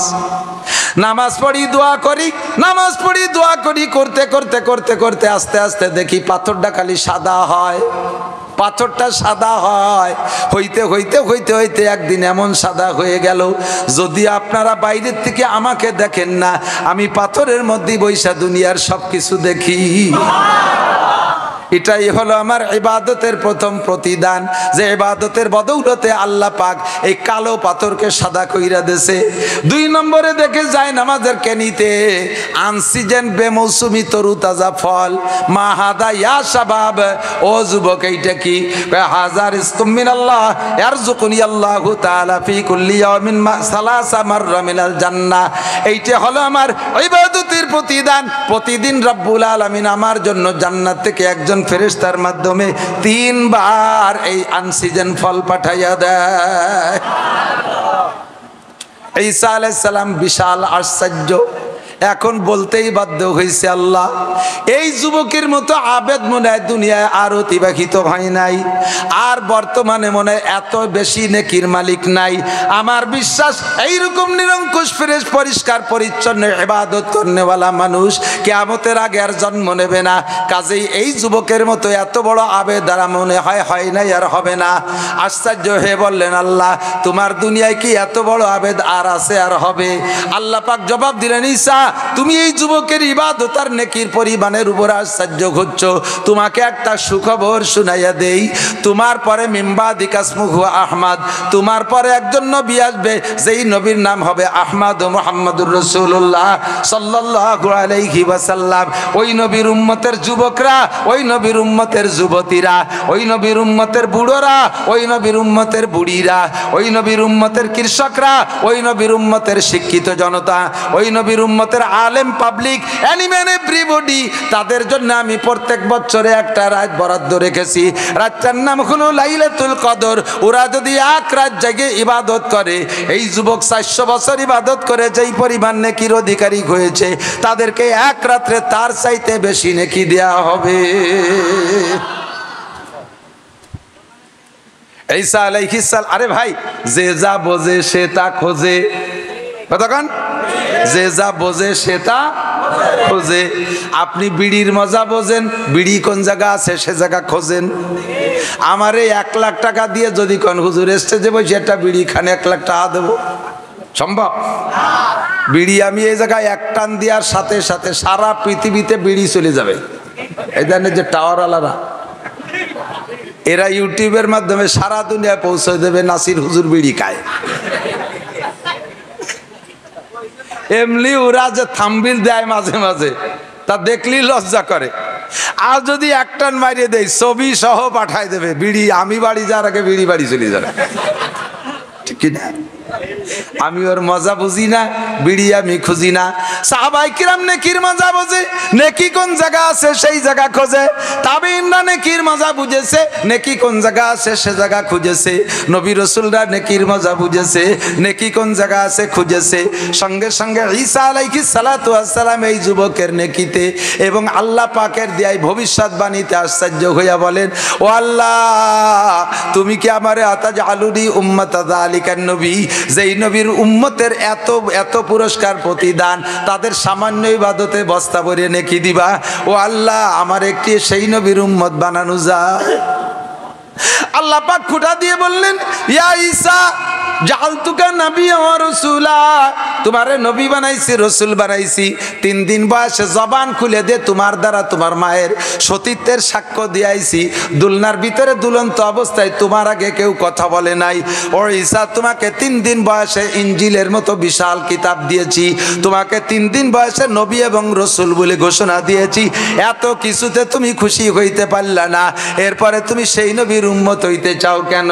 ঈসা আলাইহিস সালাম বলেন, আল্লাহ, যা তুমি দিয়েছো সব কিছুর উপরে আমি অসংখ্য শুকর আদায় করি, কিন্তু রব্বুল আলামিন আমার ইনজিলের ভিতরে কোনো জায়গা লেখা নাই আমি ঈসা একবার আল্লাহ বললে 2 বার আল্লাহ বলার নেকি দিবা, 1 রাকাত নামাজ পড়লে 2 রাকাতের সওয়াব দিবা, 1 রাত ইবাদত করলে 2 রাত ইবাদতের নেকি দিবা। এমন ঘোষণা তুমি কোনো জায়গা দাও নাই। তুমি আখেরি নবীর উম্মতের জন্য ঘোষণা দিয়েছো 1 রাত ইবাদত করলে এই যুবকের 400 বছরের চাইতে বেশি নেকি দিবা। এই জন্য সেই নেকির লোভে একটু সেই নবীর উম্মত হইতে চাই। আল্লাহ পাক জবাব দিলেন, ঈসা, ওই নবীর উম্মত হওয়ার প্রস্তাব অনেকেই রেখেছে, আমি কাহারও দোয়া কবুল করি নাই। তোমারে যেহেতু জন্মসূত্রে বাপ ছাড়া দুনিয়ায় পাঠিয়েছি, তুমি জন্মগত এতিম, তোমার বাপ নাই, তোমার মায়ের স্বামী নাই, তুমি জন্মসূত্রে এতিম, কাজেই তোমার দোয়াটা কবুল করা হলো। ফাতাকাব্বালতু দুআক, তোমার দোয়া কবুল করলাম, তোমাকে সেই নবীর উম্মত বানানো হবে। এ যুবক, মানাবুদে মাতাকাজায় মানাবুদ লুৎফে তু না গুপ্তায়ে মামি শানুদ আদমি আদাদাইবা জম মুসলমা করদাই আয় খুদা কুরবা শওয়াম ইহসা বর ইহসা করদাই। আরে ছিলাম না, আল্লাহ বানাইছে, বানাইয়া মানুষরা বানাইয়া শিয়াল কুত্তো বানাইতে পারতেন, আল্লাহ তা না বানাইয়া সৃষ্টির শ্রেষ্ঠ জাতি মানুষ বানাইছে। মানুষ বানাইয়া হিন্দু বুদ্ধ খ্রিস্টানের ঘরে জন্ম দেয় নাই, মুসলমানের ঘরে জন্ম দিয়েছে, মুসলমানের মাধ্যমে পাঠিয়েছে। আরে মুসলমানের ঘরে পাঠাইয়া আবার অন্য নবীর উম্মত না বানাইয়া সেই শ্রেষ্ঠ নবীর উম্মত হিসেবে দুনিয়ায় পাঠাইছে। ও আমার প্রাণ প্রিয় চরমানিকদা, আমার গোপালগঞ্জের বন্ধু যুবকরা, পাগলামি করিস না, মস্তানি করিস না, এলোমেলো হইস না, আমার দিকে লক্ষ্য কর।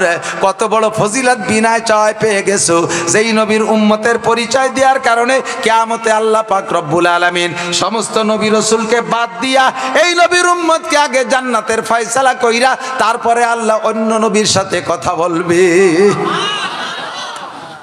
এই ফজিলত তুমি নাচে পেয়ে গেছো।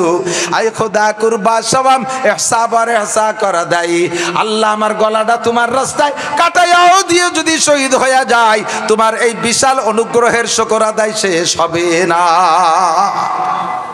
ঠিক কি না? ওই নবী এসেছিলেন এই মাসে, আপনারা খুশি না বেজার? জোর হলো না, আরো জোরে বলেন আলহামদুলিল্লাহ। আমরা সেই নবীর উম্মত, বলেন আলহামদুলিল্লাহ। নবী এই মাসে এসেছিলেন। অধিকাংশ ঐতিহাসিকদের মত হলো ৮ই রবিউল আউয়াল এসেছিলেন। হুজুরের জন্ম রবিউল আউয়াল মাসের ৮ তারিখ। ১০০ জন পূর্বের ঐতিহাসিকদের ভিতরে ৯৮ জনের মতামত হলো নবীর জন্ম ৮ই রবিউল আউয়াল, আর মৃত্যু হয়েছে ১২ই রবিউল আউয়াল। এ ব্যাপারে কাহারও কোনো সন্দেহ নাই। আমার কথা বিশ্বাস না হইলে আগামীকাল গোপালগঞ্জ যাইয়া কওমি লাইব্রেরিতে আছে সিরাতে মোস্তফা নামক একটা কিতাব। উপমহাদেশের সবচাইতে বড় ঐতিহাসিকদের ভিতরে আল্লামা ইদ্রিস কান্দলবী রহমাতুল্লাহ আলাইহি, উনি কিতাবটা লিখেছেন। অনেক কিতাবের হাওলা দিয়ে রেফারেন্স দিয়ে প্রমাণ করেছেন নবী পাকের জন্ম ৮ই রবিউল আউয়াল আর মৃত্যু ১২ই রবিউল আউয়ালের মধ্যে কোনো সন্দেহ নাই। জন্ম রবিউল আউয়াল মাসে, এর মধ্যে মাসের মধ্যে সন্দেহ নাই। ১২ সোমবার, এর মধ্যে কোনো সন্দেহ নাই। সময়টা ছিল শবে সাদেকের সময়ের মধ্যে কোনো সন্দেহ নাই। কিন্তু তারিখের ভিতরে গড়বড় বাইদা গেছে। কেন? এত বড় নবীর জন্ম তারিখ নিয়ে গড়বড়। আপনারা হুজুররা খালি মতানৈক্য করেন তাই গড়বড় বাঁধাইছেন। আসলে এত বড় নবীর জন্ম তারিখের মধ্যে গড়বড় হওয়ার কথা না। বন্ধুরে, এই নবী যে এত বড় নবী হবে, যে ঘরে জন্ম নিয়েছে সেই ঘরের কেউ তা জানতো না। কথা কন, তা কি জানতেন? হুজুরের মা জানতেন না যে আমার সন্তান মুহাম্মদ নবী হবে। হুজুরের আব্বা তো আগেই মারা গেছে। হুজুরের দাদা খাজা আব্দুল মুত্তালেবও জানতেন না। হুজুরের চাচা খাজা আবু তালেবও জানতেন না। কেউ জানে না যে এই ছেলেটা নবী হবে, এই ছেলেটা এত বড় হবে। কাজেই তার জন্ম তারিখ ঠিক ভাই ঠিক করে আমরা মনে রাখি, এইটা কেরই ব্রেনে আসে নাই। আজ থেকে ১৫০০ বছর আগে দুনিয়ার লেখাপড়া শিক্ষা দীক্ষার অবস্থা কি ছিল? মক্কার ওই এলাকার ওই সময়টাকে বলা হতো আইয়ামে জাহেলিয়াত। চরম বর্বরতা। বর্বরতা বলার মানে কি, সে বর্বর বলে শেষ করতে পারবো না। মেয়ে সন্তান, কন্যা সন্তান হইলে বাপের ইজ্জত যায় মনে করিয়া জীবিত সন্তানকে কবর খুঁজে দাফন করে দিয়ে দিত। আপনাদের ভিতরে কেউ কি আছেন? এদিক তাকান। আমরা ওই পাশালারা, মানিহার ব্রিজের ওই পাশালারা আপনাকে কিন্তু জন্মের ভয় পাই। ওই বাসার থেকে কেউ রে শুয়ে কথা কইনি। ওই বাসার কেউ যদি যায় তাহলে ওই বাসাতে শুয়ে কথা কইনি যে গোপালগঞ্জ যা লাগবে না, সরমানিক দেলারা কিলি শোয়াই ফেলবে না। এই উশৃঙ্খল বিশৃঙ্খল পার্টি যারাই আছেন, এমন কি কেউ আছেন যে একটা মেয়ে সন্তান, কন্যা সন্তান অনাকাঙ্ক্ষিত, আপনার পছন্দ হয় নাই, জন্ম হয়ে গেছে, তারে নষ্ট করার জন্য বিভিন্ন প্রকার তদবির চালাইছেন, ওষুধপাতি খাওয়া খাই বহু কিছু করছেন, তারপরও তা ঠেয়াতে পারে না, ওই গেছে। তা হয়েছে, তাও এমন হয়েছে নাকটা বুসা, কান ভাজা ভিটের মতো কুড়া, চোখ চায় একদিক দেহে আর একদিক, একেবারে কাউসার মতো কালা। রাগ করিয়া এই বাচ্চাটারে তার মার পিটেতে পারেন, কিন্তু বাচ্চাটারে কি তাজা মাটি দিয়ে ধুতে পারবেন? কেউ আছেন? আছেন? কেউ আছেন? এত বড় মূর্খ, এত বড় জাহেল আর বর্বর এ যুগের মানুষ না, ওই সময়কার মানুষ এরকম ছিল। যারা হজে গেছেন তারা চেনেন কি চেনেন না আমি জানি না। পাবলিক হাজি সাহেবদেরকে ওই মুআল্লিম হাজিরা এগুলো চিনেও না দেখানোর ভয়তে। আর আমি তো কিতাবে পড়ি টড়ি একেবারে রন্দে রন্দে খুঁজে বেড়াই। ৬-৭ বার গেছি, ইঞ্চি ইঞ্চি মাটি খুঁজছি যে জায়গা কোন জায়গা কি আছে।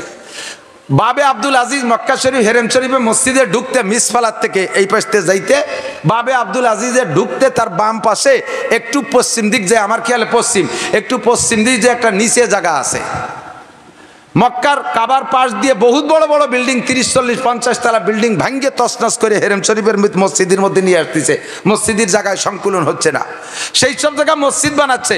অথচ তার প্যাসের ভিতরে এই যে আমাদের এখানে যতটুকু জায়গা না, এই যে ঈদগাটা, এর দ্বিগুণ জায়গা পরিমাণ হবে, এর দ্বিগুণ পরিমাণ জায়গা হবে। এই জায়গাটা আজও খালি পড়ে রয়েছে, নিচে কিচ্ছু করে না। আমি এই রোজার পরে আমার 2 ছেলেরে নিয়ে গেছিলাম উমরায়, তাকে দেখাই নিয়ে আসছি। ভবিষ্যতে তোরা এসে আবারও দেখবি বড় বড় বিল্ডিং ভেঙে মসজিদ বানাচ্ছে, অথচ এই জায়গা কিছু বানায় না। আমি সৌদি সাহেবকে জিজ্ঞেস করছি এই জায়গাটা কি, এখানে কিছু বানায় না কে? কয় যে এ জায়গা কয়েকবার চেষ্টা করা হয়েছে, এখানে কিছু আর কিয়ামত পর্যন্ত করা হবে না। এ জায়গা বিল্ডিং করার জন্য, স্থাপনা করার জন্য পিন বসানো হয়, ওই যে কি বলে, কি machine, piling machine, piling machine দিয়ে এখানে পিন বসানো হয়, 1 থেকে 1.5 হাত মাটির নিচে যায়। এরপরে যদি প্রেসার দেওয়া হয় এমন বেগে ধমধম করে শব্দ হয়, পুরো মক্কা শহর কেঁপে ওঠে। এর কারণে এই জায়গা ছেড়ে দেওয়া হয়েছে। এই জায়গা কি, আমরা ইতিহাসে পূর্ব থেকে পড়ে আসছি, এই জায়গা দেহিয়ায় কালবি, ওই যেই সাহাবার রূপ ধরে জিব্রাইল আসতেন হুজুরের কাছে, সাহাবার নাম দেহিয়ায় কালবি। ওই দেহিয়ায় কালবি কাফের থাকাকালে এই জায়গা তার 14টা মেয়েকে জীবিত দাফন করে দিয়েছে। আমি বলে দেই যে দেখবেন, গুনিয়ে দেখবেন 14টার বেশি, 15টা না এবং 13টাও না। ও দেশে তো আমাদের দেশের মতো কবরে এত যত্ন করে না। ওই কবর বলে ওই জায়গায় জায়গায়, সব জায়গা তো মানে বালু, মানে মরুভূমির বালু, ওই সিলেকশন বালুর মতো। ওই কয় জায়গা 14টা পয়েন্টে একটুক সাইজের ছোট বড় পাথর দিয়ে আলাদা আলাদা করা আছে। এই 14টা পয়েন্টে 14টা কবর, তারা জীবিত সন্তানকে দাফন করে দেয়। কত বড় বর্বর যুগ! মূর্খ, অশিক্ষিত, দাঙ্গাবাজ, ফাঁকিবাজ, যত প্রকার অন্যায় আছে সব তারা করতো। কাবা ঘরের মধ্যে রেখে 360টা মূর্তি রেখে পূজা করতো। তাহলে বর্বরতার কোথায় চলে গেছে? সেই মূর্খদের ভিতরে জন্ম নিয়েছে বিশ্বনবী মুহাম্মদ রাসূলুল্লাহ। এই বাচ্চাটা যে সে এত বড় নবী হবে বংশের কেউ জানে না, কাজেই তার জন্ম তারিখ ঠিক রাখে নাই। কিন্তু তার বড় মোহাব্বতের চাচা, যেই চাচার নাম আবু লাহাব, যেই আবু লাহাবের নামে আল্লাহ সূরা নাজিল করছে, তাব্বাত ইয়াদা আবি লাহাব। এই আবু লাহাব নবী পাকের মোহাব্বতের চাচা, আপন চাচা। আবু লাহাব অপেক্ষায় আছে, আমার ভাবি আমেনার গর্ভে কি হয়, আমার ভাইটা মারা গেল, ভাবির কি হয়, এই অপেক্ষায় রয়েছে। সারা রাত সন্ধ্যা রাত্রে ব্যথা উঠছে, আর সেই ব্যথার অপেক্ষা করতেছে কখন ডেলিভারি হয়। সবে সাদেকের সময় আবু লাহাবের বান্দির নাম সুয়াইবা, ও দৌড়ে আইসে কয়, মালিক আপনার সেই মরা ভাই আব্দুল্লাহর স্ত্রী আমেনার গর্ভে এমন একটা সন্তান জন্ম নেছে, আপনিও দেখেন নাই, দুনিয়ার কেউ ওরকম সন্তান দেখে নাই, আমি তো দেখিই নাই, আরও কিয়ামত পর্যন্ত ওইরকম সন্তান জন্ম নেবে না, এটা আমার ধারণা, এমন একটা সন্তান জন্ম নেছে। খবরটা শোনার সাথে সাথে আবু লাহাব তার এই শাহাদত আঙ্গুলের ইশারা দিয়ে আমার আপনার কি বলা হয়, তার ওই সুয়াইবা বান্দিটাকে আজাদ করে দিয়েছে। কন্যা সুবহানাল্লাহ। আজাদ মানে স্বাধীন করে দেয়, একদিন বান্দি ছিল স্বাধীন করে দিয়েছে। এই প্রতিদানে আবু লাহাব যে এই আঙ্গুলের ইশারা দিয়ে সুয়াইবারে আজাদ করে দিয়েছে বিশ্বনবীর খবর দেওয়ার কারণে, এর কারণে আবু লাহাব চির জাহান্নামী হওয়া সত্ত্বেও প্রত্যেক সোমবারে তার এই শাহাদত আঙ্গুলটাকে আল্লাহ ঠান্ডা করে দেয়, আর সেইটাকে সারা দিন ভরে চষে আর একটু ঠান্ডা পানি পায়, তাইতে সোমবারের দিন তার কলিজাটা একটু ঠান্ডা হয়। জাহান্নামে যাওয়ার পরও আবু লাহাবের প্রত্যেক সোমবারে এই শাহাদত আঙ্গুল ঠান্ডা করে দেওয়া হবে, আর সে পানি চুষে চুষে পান করবে। বলতে চাইছি, সেই দিন থেকে নিয়ে নবীর 40 বছর বয়স পর্যন্ত নবুয়তি পাওয়ার খবরের আগ পর্যন্ত আবু লাহাব প্রত্যেক সোমবারে নবীর জন্মদিবস পালন করত। লাস্টের দিক যাইয়া পুরো কুরাইশদেরকে বলে দিয়েছে, এ কুরাইশরা, আমার ভাতিজা মুহাম্মাদের মতো সন্তান পৃথিবীতে জন্ম নেয় নাই, কাজে আমার ভাতিজার জন্মদিবস উপলক্ষে প্রত্যেক সোমবারে কুরাইশদের প্রত্যেক বাড়িতে সন্ধ্যাকালে সবে সাদেক ফজর পর্যন্ত স্বর্ণের পিয়ালায় বাতি জ্বালাবি, আমার ভাতিজার জন্মদিবস জষ্টে জুলুস করতে হবে। 40 বছর জন্মদিবস পালন করছে যেই লোকটা সবচেয়ে বেশি, তার নাম আবু লাহাব। নাম কি? একটু মস্ক করেন, কি নাম? আবু লাহাব কি রাদিয়াল্লাহু তাআলা আনহু? আবু লাহাব কি সাহাবা? আবু লাহাব জান্নাতি? আবু লাহাব মুসলমান? আবু লাহাব মুমিন? জোরে বলেন কি? কাফের? একটু বলেন কি? আবু লাহাব কি? আবু লাহাব জাহান্নামী? বলেন কি? জাহান্নামী। এই আবু লাহাব কাফের, 40 বছর নবীর জন্মদিবস পালন করে আসছে সোমবারে, তারিখ মনে নাই, সোমবারে জন্মদিবস পালন করছে। নবী যখন 40তম বছর নবুয়তি পাইয়া যাইয়া আবু লাহাবরে ডাকে কয়, কাকা যান পড়ে লা ইলাহা ইল্লাল্লাহ মুহাম্মাদুর রাসূলুল্লাহ, এই কলেমার দাওয়াত দিছে। আবু লাহাব কয়, তাব্বাল্লাকা ইয়া খাসিস আলী হাযা দাওতানা, ধ্বংস হয়ে যা কপাল পোড়া, তোরে 40টা বছর কোলে কায়ে করে রাখছি, এত ভালোবাসছি, 40 বছর তোর জন্মদিবস পালন করছি, স্বর্ণের পিয়ালায় বাতি জ্বালাইছি, তোর চাইতে আমার নিজের সন্তানকেও এত ভালোবাসি নাই, তোরে যত ভালোবাসি। আজকে তুই বাপদাদার ধর্মের মুখে চুনকালি দিয়া নতুন ধর্মের কলেমার দাওয়াত দিচ্ছিস, তুই কপাল পোড়া, ধ্বংস হয়ে যা। এই বলে নবী পাককে ভৎসনা দিল, বদদুয়া দিল। সঙ্গে সঙ্গে আল্লাহ পাক সূরা লাহাব নাজিল করে দিয়ে কয়, তাব্বাত ইয়াদা আবি লাহাবি ওয়া তাব্বা মা আগনা আনহু মালুহু ওয়া মা কাসাব। আমার মুহাম্মদ ধ্বংস হবে না, আমার মুহাম্মদ ধ্বংস হবে না, ধ্বংস হবে আবু লাহাবের 2টা হাত। তুই একবার বদদুয়া করেছিস আমার নবীকে, আর তোর নামে বদদুয়া চলবে ডেলি লক্ষ লক্ষ বার। ও ভাই আমার প্রাণপ্রিয় বন্ধুরা, গোপালগঞ্জবাসী সাক্ষী দাও, সারা পৃথিবীতে 800 কোটি মানুষের ভিতরে 200 কোটি আছে মুসলমান। 200 কোটি মানুষের ভিতরে ফেলায় ছাড়াইয়া 10 কোটি মানুষ তো ডেলি নামাজ পড়ে কমপক্ষে। কতক্ষণ? 10 কোটি মানুষের ভিতরে লাখখানিক মানুষ তো কমপক্ষে তাব্বাতে তো শুরু তো পড়েই সারা পৃথিবী জুড়ে। তাহলে ওই একবার নবীকে বদদুয়া দিছে, আর ডেলি আমরা তাব্বাতিয়া দা শুরু পড়ে লাখ লক্ষ লক্ষ বার ওর নামে বদদুয়া পাঠাই। এই আবু লাহাব নবীর জন্মদিবস পালন করছে। নবী কলেমা নবী নবুয়তি পাওয়ার পরে সাহাবায়ে কেরামকে কলেমা পড়ানোর পরে আর কোনো সাহাবা জন্মদিবস পালন করে নাই, কোনো সাহাবা জন্মদিবস পালন করে নাই। এবার আমি শেষ ফিনিশিং বলে দেই দোস্ত, ধরে নেন নবীর জন্মদিবস 8 তারিখ নয়, 12ই রবিউল আউয়াল, যেটা আমাদের কাছে প্রসিদ্ধ। কথা কি বোঝা যাচ্ছে? ভুল থাকলে ভেঙে নিয়ে যাবেন। 8ই রবিউল বাদ দিলাম, 12ই রবিউল ফিরে গোড়ায় চলে আসলাম। ধরে নেন 12ই রবিউল আউয়াল নবীর জন্ম তারিখ। তো 12ই রবিউল আউয়াল নবীর জন্ম তারিখ, আর নবীর মৃত্যু তারিখও কত? কতক্ষণ? কয় তারিখ? 12ই রবিউল আউয়াল। এবার এই দুইটা একই দিনে 12ই রবিউল আউয়াল দুইটা প্রতিদ্বন্দ্বী হয়ে গেছে, জন্মদিবসের ঈদ আর মৃত্যু দিবসের শোক। কথা বলেন ঠিক কি ঠিক না? এখন আপনি কোনটা পালন করবেন আবার একটু বুঝে নেন। আপনার একটা সন্তান, আপনার জীবনের প্রথম সন্তান, একেবারে চাঁদের মতো ফুটফুটে একটা বাচ্চা জন্ম নেছে, নাক টিয়ে ঠোঁটের মতো, ঠোঁট দুটে পানপন কিচ্ছু খায় না, আলতা মাখায় না, কেমন যেন একেবারে লাল টকটকে। এরপরে তার আঙ্গুলগুলো সেরকম, কপালটা সেরকম ফুটফুটে চাঁদের মতো সন্তান। ছেলেটা পাইয়া আপনি আনন্দিত, আপনার পয়সা আছে, ছেলেটা আপনি ধনী মানুষ। এই ছেলের উপলক্ষে বর্তমান বাংলাদেশের সিস্টেম অনুযায়ী তার জন্মদিবস পালন করে না, কেক কাটাকাটি করে না? করছেন। কতদিন করছেন? 24 বছর পর্যন্ত করছেন। এই ছেলেটা জন্ম নিয়েছিল জানুয়ারি মাসের 1 তারিখ। জানুয়ারি মাসের 1 তারিখ, এই জানুয়ারি মাসের 1 তারিখ প্রত্যেক বছর আসলে আপনি কেক কাটেন। 24 বছর বয়সের যুবক সবে মাত্র লেখাপড়া শেষ করে সচিবালয়ে চাকরি পেয়ে গেছে। সচিবালয় চাকরি পেয়ে গেছে, চাকরিও পাইছে সে 1 জানুয়ারি। চাকরিও তার যেদিন, জন্ম তার সেদিন। ডবল খুশিতে কেক কাটাকাটি, আনন্দের আর শেষ নেই। 1 বছর যাইতে না যাইতে 25 বছর বয়সে দাঙ্গা হাঙ্গামা গন্ডগোল ফাসাদ লাগিয়া ওই ছেলেটা সচিবালয় মৃত্যুবরণ করছে। 1 জানুয়ারি, 1 জানুয়ারি তার মৃত্যু হয়ে গেছে। জন্ম হয়েছে 25 বছর আগে 1 জানুয়ারি। 25টা বছর কেক কাটছেন আর আনন্দ করছেন। এই 25 বছরের মাথায় আইসা ওই ছেলেটা 1 জানুয়ারি ইন্তেকাল করলো। এখন থেকে প্রত্যেক বছর কি আপনি ওই ছেলে উপলক্ষে আনন্দের কেক কাটবেন না মৃত্যুর শোক করবেন? কথা কি বুঝছেন আপনি? আর কি আর আনন্দ আছে? ছেলে জন্ম নেওয়াতে যে পরিমাণ খুশি হয়েছিলেন, মৃত্যুতে তার চেয়ে বেশি অখুশি হয়ে গেছেন। এখন আর তার জন্মদিবসের আনন্দের কেক কাটাকাটি থাকে না, এখন শোক হয়। 12ই রবিউল আউয়াল নবী জন্ম নিয়েছিলেন, সে খুশিতে আমরা ছিলাম, 63 বছর আনন্দিত ছিলাম। কিন্তু 12ই রবিউল আউয়াল নবীর ইন্তেকাল করে আমাদের সেই আনন্দকে শেষ করে দিয়ে এতিম করে চলে গেছে। শোকের বস্তা, শোকের পাহাড় আমাদের মাথার পর চেপে দিয়ে চলে গেছে। কাজেই নবীর ইন্তেকালের পর থেকে আর কোনোদিন 12ই রবিউল আউয়াল আমাদের ঈদ আর আনন্দ উদযাপন করা, এটা নবীর মৃত্যু নিয়ে ঠাট্টা করা, নবীর সাথে বেয়াদবি করা ছাড়া আর কিছুই না। কথা বলুন ঠিক কি ঠিক না? আমি কি বুঝতে পারছি? আমার নবী পাক সাল্লাল্লাহু আলাইহি সাল্লামকে এই নবীর উম্মত হওয়ার সুযোগ আল্লাহ তাআলা আমাদেরকে করে দিয়েছেন। বলেন আলহামদুলিল্লাহ। তো মাসটা যেমন আনন্দের, ওই রকম শোকের, শোক ও আনন্দ বিজড়িত মাসের একটা মুহূর্তে আইসা কর্তৃপক্ষের সিদ্ধান্ত অনুযায়ী আজকের মাহফিলে আমরা উপস্থিত হতে পেরেছি।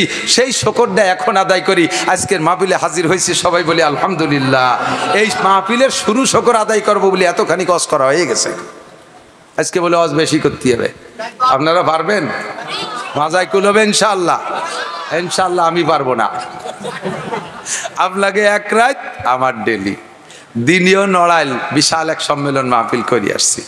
সে জায়গাও প্রধান বক্তার বক্তব্য লম্বা টাইম আমার দেয়া লাগবে। যে জায়গায় যাই দেখি আকাশে গেলিও লাথি খায়। ডেকিতে ধান ভাড়ায় না? ডেকি দিয়ে ধান ভাড়া থেকে আজ দিয়ে ঠাসে না সুমো মুখ দিয়ে ঠাসে, পাউ দিয়ে বাড়ায়, ঠিক না?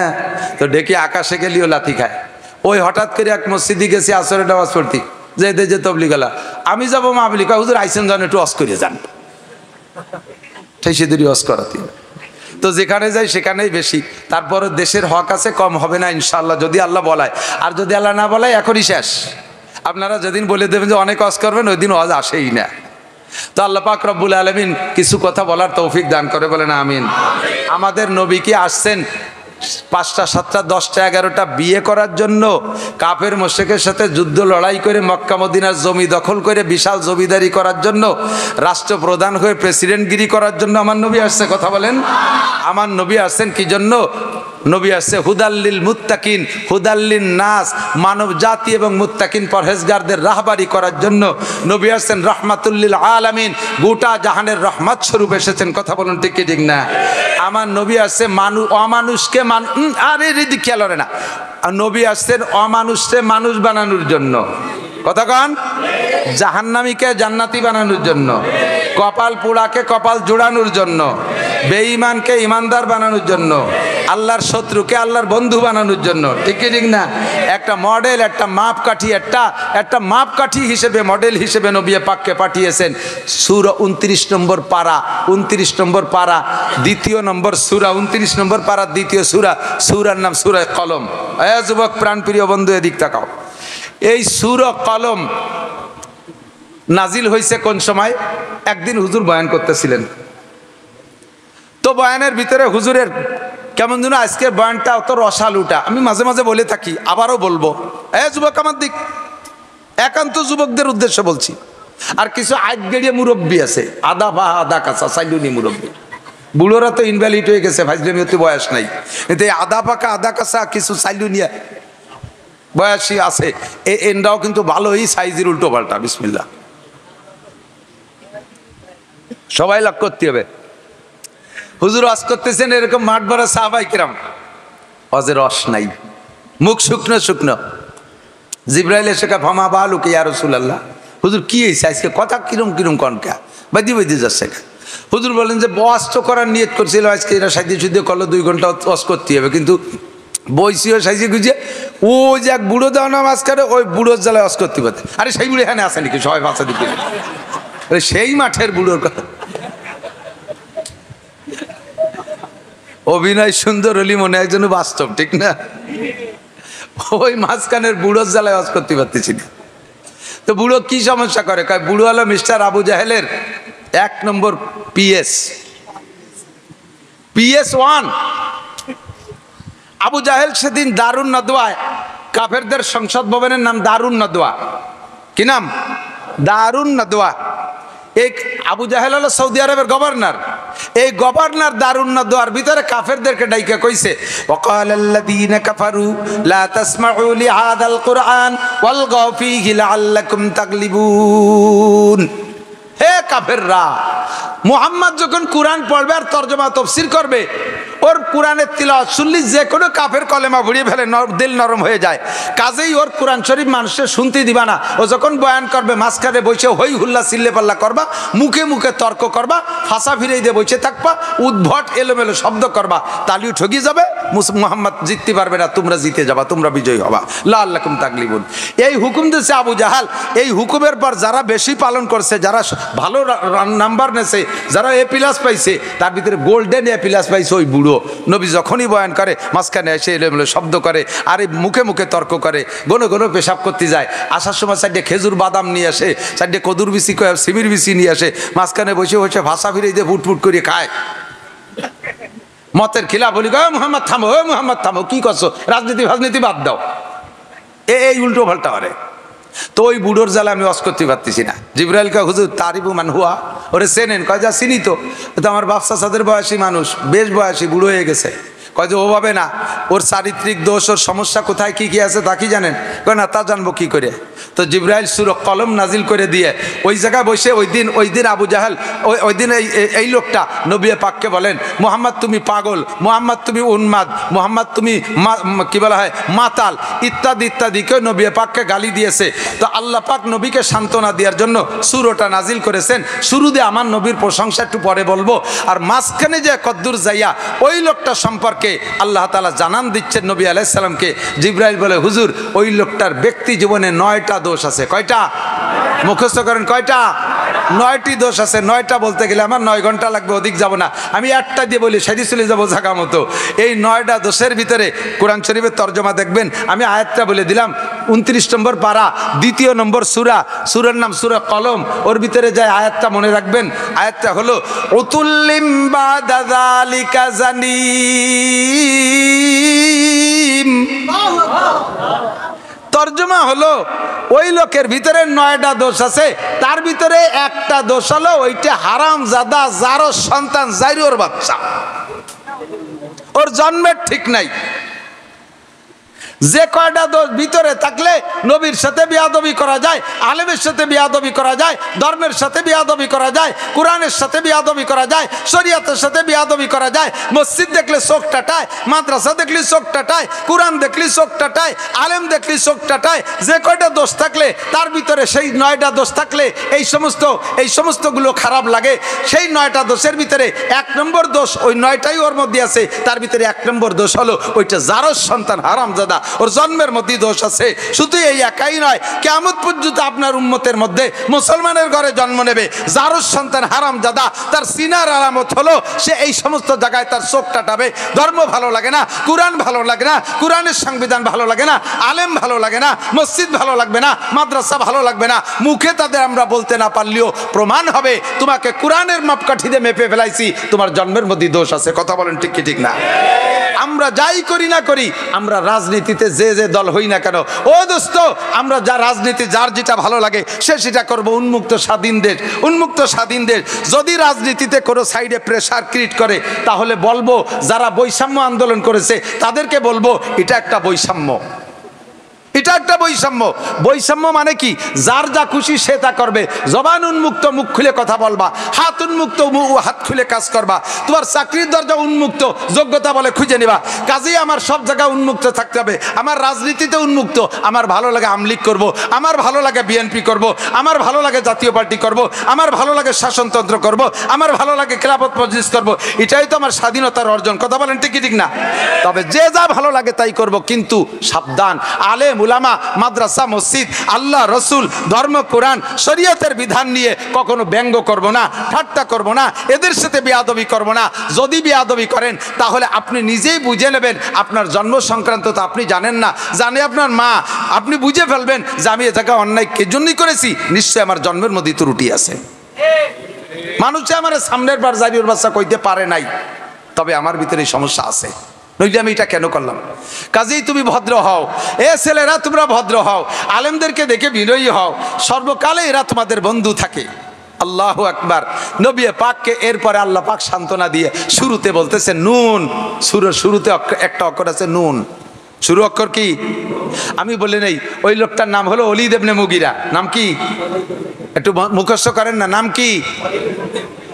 ওলীদ ইবনে মুগীরার দলে কেউ হতে চান? কেউ হতে চান? আমরা সাহাবায়ে কেরামের দলে, কথা বলুন ঠিক কিনা? আমরা নবীর দলে, বলুন ঠিক কিনা? আমরা উলামায়ে কেরামের দলে, ঠিক কিনা? আমরা বলবো, স্লোগান দেব, আলেম উলামা যেখানে, কোরআন সুন্নাহ যেখানে। দুটি হাত কি উঁচু করবেন? দুটি হাত। আরে অন্য এলাকা জেলা এলাকা আমার দেখাইতে হবে, দেখ গোপালগঞ্জেরা ধর্মের সাথে আছে না নাই। স্লোগান হবে নারায়ে তাকবীর, আল কোরআন যেখানে, আল হাদিস যেখানে, কোরআন সুন্নাহ যেখানে, উলামা হক্কানি যেখানে, কওমি আলেম যেখানে, ধর্ম আছে যেখানে, জুলুম আছে যেখানে, অন্যায় আছে যেখানে, দুর্নীতি যেখানে, বিয়াদবি যেখানে, নারায়ে তাকবীর। আল্লাহ হাতগুলোরে কাবার গায়ে পৌঁছাই দিও। নবী পাকের সাথে কিয়ামতে মুসাফায় হাত মিলানোর তৌফিক দিও। আমার প্রাণ প্রিয় বন্ধু যুবকরা, আমলীগ, যুবলীগ, ছাত্রলীগ, যে লীগই আমরা করি না কেন, আমরা কখনো বেয়াদবি করিব, ঠিক আছে তো ইনশাআল্লাহ? নবী পাককে প্রশংসা করতে গিয়ে সান্ত্বনা দিতে গিয়ে আল্লাহ বলে নুন ওয়াল কলামি ওয়া মা ইয়াসতুরুন মা আনতা বিনিমাতি রাব্বিকা বিমাজনুন ওয়া ইন্না লাকা লা আজরান গায়রা মামনুন ওয়া ইন্নাকা লা আলা খুলুকিন আযীম। কন্না সুবহানাল্লাহ। নুন একটা অক্ষর, কোরআন শরীফের বিভিন্ন সূরার শুরুতে দেখবেন এরকম জের জবর বিহীন অক্ষর আছে, এরকে বলে হরুফে মুকাত্তাআত। একটু বলেন তো, হরুফে মুকাত্তাআত মানে কাটা কাটা হরফ। এতে যেমন আলিফ লাম মিম, এর আলামা উলিমা আলিমা এ পড়া যাবে না, ওরে আলিফ লাম মিম পড়তে হবে। তো এই সূরার শুরুতে আছে নুন, এর কোনো তর্জমা নাই, কেউ এর তর্জমা করতে যাবেন না, আলিফ লাম মিমের তর্জমা করতে যাবেন না, তাহলে আপনি ভুলের মধ্যে পড়ে যাবেন। সমস্ত মুফাসসিরিন কিরাম বলে আল্লাহু আ'লামু বিমুরাদি বিযালিকা, এর তর্জমা একমাত্র আল্লাহই জানে, আমি আপনি জানাজানির দরকার নাই। কতক্ষণ আমাদের দেশে কিছু বাউল আছে, বাউল বাউল বাউল চেনেন? মোজ দাড়ি চুল দিয়ে একেবারে উমো যুবো হনুমান কপ্পাত, সেম কোয়ালিটি অফ বান্দর। ওর মুখ খুঁজে পাওয়া যায় না, বিড়ি খাবে কোন ভাগ দিয়েছে, বিড়ি মোষের ভাগ দিয়েছে, মুখ খুঁজে তালাশ করি পায় না। চা খাতি সময় মোষের নেয়া সুসইরে ধরে তলে চা বেঁধাই দিয়েছে, পরে দেশে সে মোষ ছাড়িয়ে সব মোষ সেই চার মধ্যে দুধ চা গনইরে জ্বালাই দিয়েছে, যখন কাপ সরাই নিয়ে গেছে মোষ বাইয়ে সেই চা পড়তেছে, ঠেয় যেন 85 পড়তেছে গুলি দেখলি আর খাওয়া যায় না, পরে ওই কাপে আর চা খাওয়া যায় না, ঠিক কি ঠিক না? এরা হচ্ছে বাউল শিল্পী, এরা বাউল শিল্পী, এরা খুব মারেফাতের তথ্য জানে। কয় আল্লাহ আলিফি আল্লাহ লামে জিব্রাইল মিমি মোহাম্মদ সূরা তোরে শিয়েছে কোন সূর? হ্যাঁ, এটা শর্ট হ্যান্ড, এর তর্জমা কে জানে? যে জগতের শর্ট হ্যান্ড সেই জগতের মানুষ তার তর্জমা জানে। কতক্ষণ থানার সামনে যদি লেখা থাকে হয়াকারে হা বিসর্গা আব্দুর রহমান, তার মানে কি হবে? হাবিলদার আব্দুর রহমান। হেফজখানার সামনে যদি লেখা থাকে হয়াকারে হা বিসর্গা আব্দুর রহমান, এবার কি হবে? হাবিলদার আব্দুর রহমান, হাফেজ আব্দুর রহমান। একই লেখা দুই জায়গায় দুই তর্জমা, ঠিক কি ঠিক না? ঠিক না? হাসপাতালের সামনে যদি লেখা থাকে দয়াকারে ডা বিসর্গা আব্দুর রহমান, তাহলে কি হবে? ডাক্তার আব্দুর রহমান। আর ইরশাদ শিকদের বাড়ির সামনে যদি লেখা থাকে দয়াকারে ডা বিসর্গা ইরশাদ শিকদের, কি হবে? ডাকাত ইরশাদ শিকদের। তাহলে একই দয়াকারে ডা জায়গা বিশেষ তর্জমা পাল্টে গেছে না? ঠিক না? কাজেই এই সূরার শুরুতে, কোন সূরার শুরুতে আলিফ লাম মিম হা মিম সিন এইগুলো কি লেখছে, কি জন্য লেখছে, ওই শর্ট হ্যান্ডেলাই জানে, তোমার ওর মধ্যে মাথা কামানোর দরকার নেই। আল্লাহ কসম খেয়ে বলে ওয়াল কলম, আমি কলমের কসম খেয়ে বললাম, কলম আল্লাহর কসম খায়। দিক তাকান, আপনারা কখনো মখলুকের কসম খায় না, আমার সন্তানের মাথায় হাত দিয়ে বলছি, এটা কসম হয়ে গেছে কবিরা গুনাহ, শিরিক হয়ে গেছে। আমার মার কসম খেয়ে বলি, বাপের কসম খেয়ে বলি, শিরিক। কাবা ঘরের কসম খেয়ে বলি, নবীর নামে কসম খেয়ে বলি, এ সব শিরিক, এগুলো কবিরা গুনাহ, ঈমান নষ্ট হয়ে যায়। কসম হবে একমাত্র কার নামে? ওয়াল্লাহি বিল্লাহি তাল্লাহি, আল্লাহর কসম ছাড়া অন্য কোনো নামে কসম হবে না। এবার আল্লাহ কসম খাবে কার নামে? আল্লাহর উপর তো আল্লাহ নাই। আল্লাহ তার সৃষ্টি জগতের বড় বড় যেটাকে আল্লাহ সম্মানী বলে সৃষ্টি করেছেন তার সাথে আল্লাহ কসম খায়, সেই নামের উপরে আল্লাহ কসম খায়। তন ভিতরে অন্যতম হলো কলম। আল্লাহ কয় ওয়াল কলম, আমি কলমের কসম খেয়ে বলি, ওমা ইয়াসতুরুন, আর কলমে যা লেখে এটাও বড় সম্মানী। কলমে কোরআন লেখে, কলমে হাদিস লেখে, কলমে বান্দার তকদির লেখে, আল্লাহর লেখা, আল্লাহর কলমে লেখা বড় দামি। আমি সেই লেখার কসম খেয়ে বলি, ওয়াল কলাম, নুন ওয়াল কলাম ওমা ইয়াসতুরুন মা আনতা বিনিমাতি রাব্বিকা বিমাজনুন। নবী পাককে আল্লাহ পাক সান্ত্বনা দিচ্ছে, হে নবী, ওলীদ ইবনে মুগীরা কি বললো, কে কইলো? দিক তাকান, আমাদের গোপালগঞ্জে বাংলায় কয় না, কে ডাকালো ফেন দি, সেই জন্য খুঁটি ধরে কান্দি। অ্যাসেম্বলির চেয়ার একটু খারাপ বলি তোর দি ফেন দি দেয়া যাচ্ছে। ও লজ্জায় যাইয়ে মেয়ে খুঁটি ধরে কান্দিছে। কান্দিস কামারে ফেন দি কইছে বলে কান্দি, কিডা কলো ফেন্দি, সেই জন্য কান্দি। আমার নবীরে কাফের মোশরিক হিন্দু বৌদ্ধ খ্রিস্টান ও মুসলমানরা পেন্দি কইল, আর তাতে আমার নবীর সম্মান গেল। আমার নবীকে সম্মান দিয়েছেন স্বয়ং আল্লাহ রাব্বুল আলামিন। কথা বলেন ঠিক ঠিক না? মা আনতা বিনিমাতি রাব্বিকা বিমাজনুন, আপনার রবের নিয়ামত, আপনি পাগল নান, আপনি মাতাল নান। মা আনতা বিনিমাতি রাব্বিকা বিমাজনুন ওয়া ইন্না লাকালা আজরান গায়রা মামনুন, আপনার রবের পক্ষ থেকে অপরিমাণ অপরিসীম নিয়ামত আপনার জন্য প্রতিদান রয়ে গেছে। কোন সুবহানাল্লাহ। সেটা তার ভিতরে এক নম্বর হলো ওয়া ইন্নাকা লা আলা, এদিক জায়গা মতো চলে আসছে ওয়াজের জায়গায়, ওয়া ইন্নাকা লা আলা খুলুকিন আযীম। এখান থেকে আমার ওয়াজ শুরু। ধীর স্থির ভাবে নেবেন আর খাবেন আর গেলবেন। রাজি আছেন তো ইনশাআল্লাহ? আপনাকে সর্বোত্তম চরিত্রের অধিকারী বানাইছি। প্রশংসা কে করেছেন? দুনিয়ার আমরা কেউরে প্রশংসা করি, তিনি এমন, তিনি অমন, তিনি অমন, ইত্যাদি ইত্যাদি জীবন ভরে প্রশংসা করছি।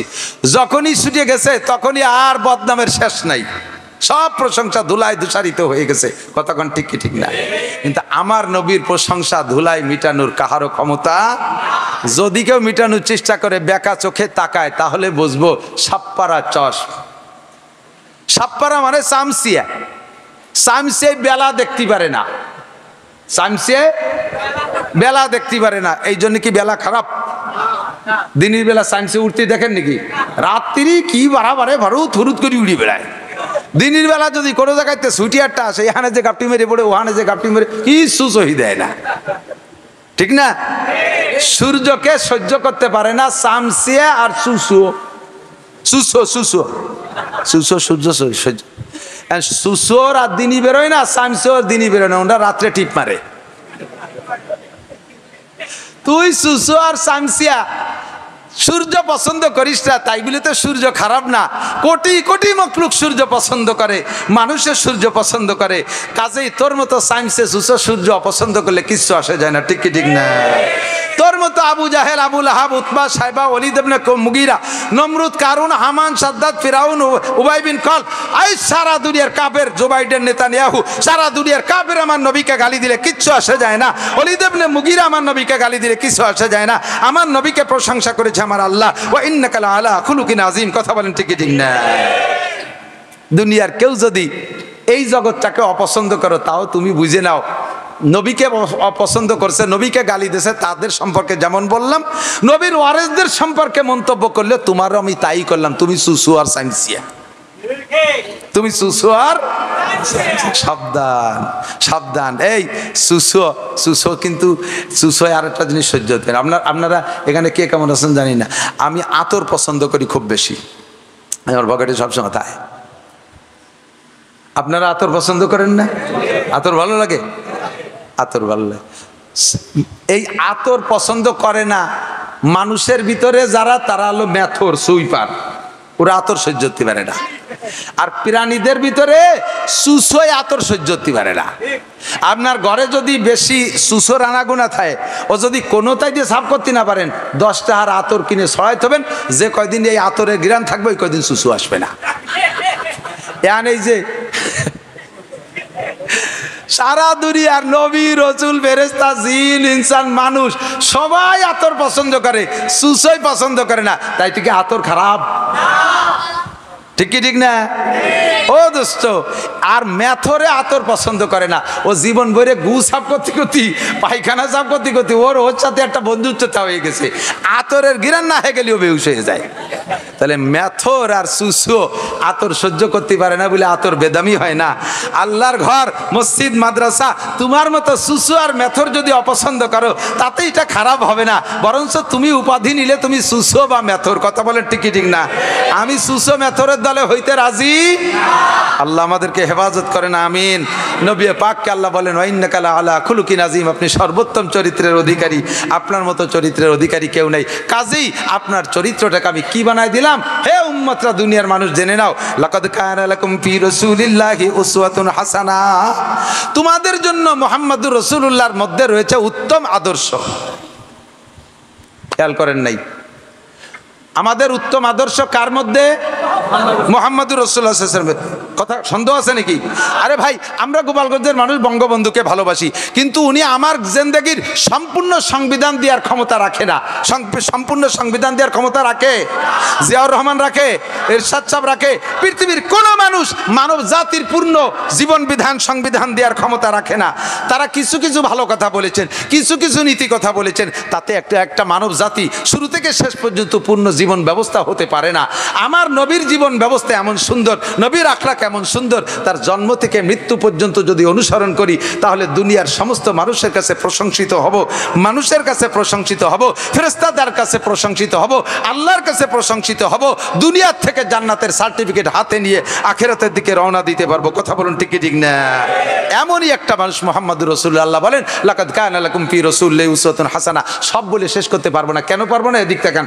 নবী পাকের এই চরিত্র সম্পর্কে বিস্তারিত আলোচনা যদি করতে হয়, তাহলে 30 পারা কোরআন শরীফ, বিসমিল্লাহির রহমানির রহিম, আলহামদুলিল্লাহি রাব্বিল আলামিন থেকে শুরু করে 30 নম্বর পারা সূরা নাসের মিনাল জিন্নাতি ওয়ান নাস পর্যন্ত আমাকে এ টু জেড তাফসীর করা লাগবে। আর এটাকে কামা হক্কু খুলে যদি তাফসীর দেখে দেখে করি, তাহলে 100 বছরও শেষ করা যাবে না, 100 বছরও শেষ করা যাবে না, এত তাফসীর কোরআন শরীফে। আর আমার নবীর জিন্দেগি গোটা 30 পারা কোরআনও যা, নবী পাকের জিন্দেগিও তাই। কাজেই সম্পূর্ণ পারবো না।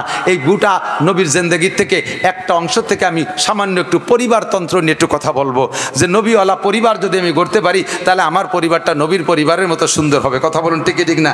নবীর পরিবারকে বলে আহলে বাইত। কি বলে? আহলে বাইত। আহলে বাইত ও আহলে বাইতিহি আসহাবিহি আহলে বাইতিহি ও আলিহি, এই যে শব্দগুলো বলি দুরুদের মধ্যে, এটা সম্পূর্ণ চলে যায় নবী পাকের পরিবারের জন্য।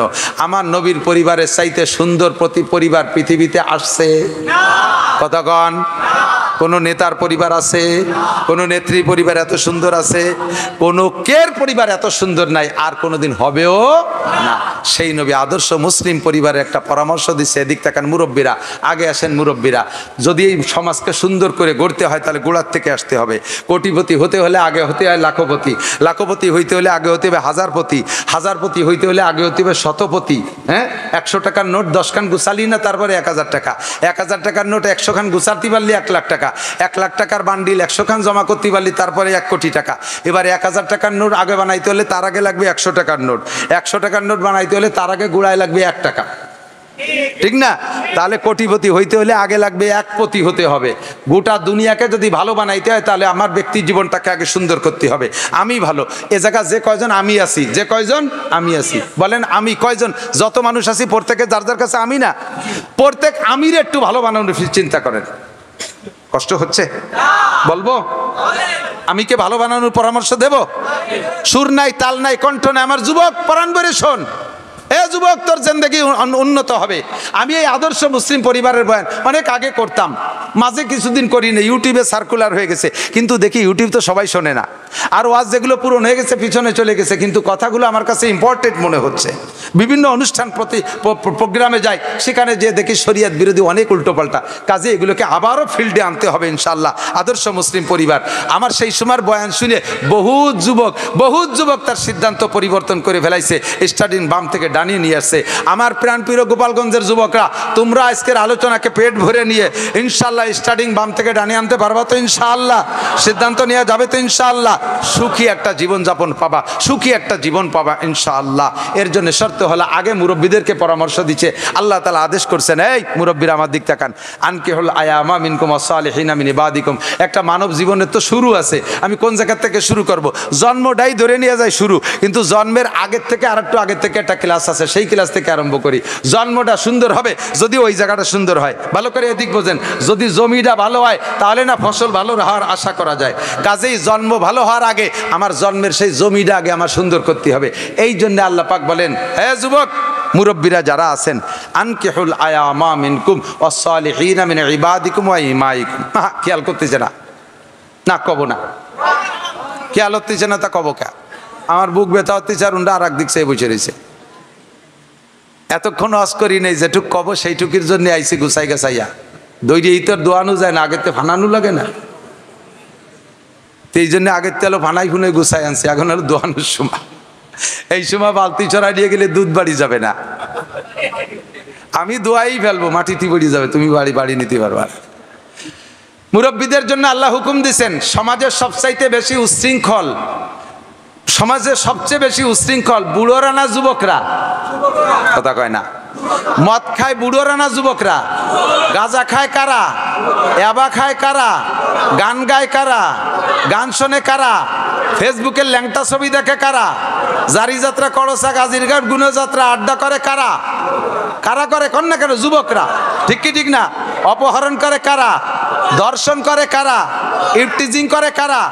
মুরগি চুরি করে কারা? ধন্যবাদ, যুবকরা নিজেরাই সাক্ষী দিছে। এই বুড়ো কইছো, তোকে বাড়ি কোন বুড়ো করে ক? সেই বুড়োরে আগে ধরি। এবার এই যুবকদের উদ্দেশ্যে আল্লাহ পাক বলেন, মুরব্বীদেরকে অর্ডার দিচ্ছেন, এই মুরব্বীরা, আনকিহুল আয়ামা মিনকুম ওয়াসসালিহিনা মিন ইবাদিকুম ওয়া ইমাইকুম। তোমার পরিবারের যুবক, অ্যাডাল্ট, সাবালেক যত ছেলেরা আছে, যুবকরা আছে, এদেরকে বিয়ে দিয়ে দাও, এদেরকে বিয়ে দিয়ে দাও। যুবতী মেয়ে যারা আছে তাদেরকে বিয়ে দিয়ে দাও, যারা অ্যাডাল্ট হয়েছে, সাবালিকা হয়েছে, বিয়ে দিয়ে দাও। মেয়েরা কয় আমরাও তো চাইতেছি, বাপরা কয় যে আমরাও তো চাইতেছি যে বিয়েগুলো হয়ে যাক, কিন্তু মেয়েকে বিয়ে হয় হোক, কিন্তু 16, 18, 20 বছরের ছেলেকে বিয়ে দিতে করছেন, সে করিয়ে খাবে কি? কামাই নাই রোজগার নাই, আর একদিন ছিল আমাকে নিজেকে ক্ষমতা একাইদা ঠিলি ঠুলি গাছ জোর হইলেও চাকরি নিয়েছেন, বৈষম্যর নাম কইয়ে তো আমাকে গেটি ধরে বাড়ি ফেটাই দিচ্ছে। এমন এইগুলোরে বিয়ে দিতে করছে যাচ্ছে, ওটারও আমার খাতে বউ খাতে, আর 8-9 মাস জাতি না জাতিতে টপাটপ প্রোডাকশন শুরু হয়ে যাবে না, শেষে সে এতগুলো ভালবো কি এরিয়া। এই হাসি হবে না, তালি হবে না, বুঝে নিতে হবে। ভাই, রুজির মালিক কে? আমাদের চাকরি ছুটোই দেশে সারা বাংলাদেশের থেকে গোবাইলেরা জাগি চাপ হয়ে যাচ্ছে, তাতে তো আমরা এই মাস দেড়েক না খেয়ে মরি যাচ্ছি। হ্যাঁ, চেহারা কি বাড়ি খারাপ হয়ে গেছে নাকি? স্বাস্থ্য খারাপ হয়ে গেছে? আমাদের তত্ত্বাবধায়ক সরকার, অন্তর্বর্তীকালীন সরকার আমাদেরকে খাওয়াবে না, বিগত সরকার আমাদেরকে খাওয়ায় নাই, যার দুনিয়ার মানুষ একটু অছিলা হতে পারে। খাওয়ায় কে? পড়ায় কে? বাঁচায় কে? প্রত্যেকটা প্রাণীর রুজির জিম্মাদারি কার হাতে? আল্লাহ পাক তাই বলেন, বিয়ে দিয়ে দাও, চাকরি বাকরি আর এস্টাবলিশ হইয়া, স্বনির্ভর হইয়া তারপরে বিয়ে করবে, এই অপেক্ষা করো না। এই অপেক্ষা করতে করতে কবে সে ভালো চাকরি পাবে, কবে সে এস্টাবলিশ হবে, ততদিন পর্যন্ত যত আকাম কুকাম করবে, যত আকাম করবে, যৌবনের ধাক্কায় যুবকরা সমস্ত আকামের গুনাহ যে করবে সে তো মোটা অঙ্কে পাবেই পাবে। তার ফ্যামিলির মুরব্বীরা যারা তার বিয়ে ঠেয়ায় রাখছে, তারা এস্টাবলিশটা করে বিয়ে দেবে না বলে ধাক্কায় বাধায় রাখছে, অথচ ছেলেটা বিয়ে করতে চায়, ওই ছেলেটা যত অন্যায় করবে সম্পূর্ণ গুনাহ তার আব্বার আমলনামায় জমা হবে। কাজে তাহলে যে খাবে কি রে তা করলেন না? আল্লাহ পাক নিজেই বলেন, আমি বলি না, ইয়াকুনু ফুকারা, যদি তুমি বিয়ে দিচ্ছ না যে ভয়ে, অভাবের ভয়ে, সেই ছেলেরা বা তুমি যদি অভাবী হও, ফকির হও, ফকিরের জমা ফুকারা, যদি তারা ফকির হয়, আল্লাহ নিজেই বলছেন বিয়ে দিয়ে দে, বিয়ে দিয়ে দে, তাড়াতাড়ি বিয়ে করায় দে, ইউগনিহিমুল্লাহু মিন ফাদলিহি, বিয়ের পরে আল্লাহ তাআলা তাদেরকে ধনী বানায়া দেবে। ওয়াদা কার? আল্লাহ মাসে একবার ওয়াদা খিলাফ করে? বছরে একবার ওয়াদা খিলাফ করে? কোনদিন ওয়াদা খিলাফ করে? তা আমার আল্লাহ কইলেও ধনী বানায় দেবে, তুমি কোন চিন্তায়? কয় তালি হ্যাঁ ঠিক আছে বিয়ে দেব, আল্লাহ দেয় কি না দেয়, এই জন্যই বিয়ে দেওয়ার সময় ছেলের শ্বশুরের কাছ থেকে 2 লাখ টাকা কন্ট্রাক্ট নিয়ে নেই, যৌতুকের হিসাব। আস্তাগফিরুল্লাহ, কন্যা আস্তাগফিরুল্লাহ। যুবক, বিয়ে সংক্রান্ত আসতে দাও, কথা বলো। তাহলে বিয়ে করার জন্য হুকুম করছেন কে? আল্লাহ। বিয়ে দিয়ে দাও। এবার বিয়ে সংক্রান্ত কথা, বিয়ে করবা কোন জায়গা? নবী পাক সাল্লাল্লাহু আলাইহি সাল্লাম বলেন, মেয়ে দেখে বিয়ে করো, মেয়ে দেখে বিয়ে করো। দেখবে কে? আমাদের সমাজে প্রথা আছে, মা আর বাপ দুইজনরে ফাটাই দেয়, উন্ডা দেখি আমারে কাউ সাওয়াই নিয়ে দিলি আমার কোনো কথা নাই। আগে তো মা বাপের প্রতি আস্থা ভালো আছে বলে কাউ সাইনে দিলেও কোনো অভিযোগ নাই। যখন আইনিয়ে দেশে বাড়ি 2 দিন পরে তারপরে দেখা যায় চোখ টেরা, নাক ফেটা, কালা, চেহারা ভালো না, সেদিন মেকআপ করে আনছিল, ওই পার্লারেতে সাজাই নিয়ে দেশে রং উঠে গেছে বোর, এই কয়ে যে তারপরে জ্ঞান শুরু করবা। এই জন্যে আল্লাহর হুকুম, নবীর হুকুম, বিয়ে করার জন্য বাপরে দে মেয়ে দেখাবি না। বিয়ে করার জন্য মা দেখলে দেখতে পারে মহিলা মানুষ, তো বাপরে দে বিয়ে দেখাবি, মেয়ে দেখাবি না, আর কেউ রে দে দেখাবি না।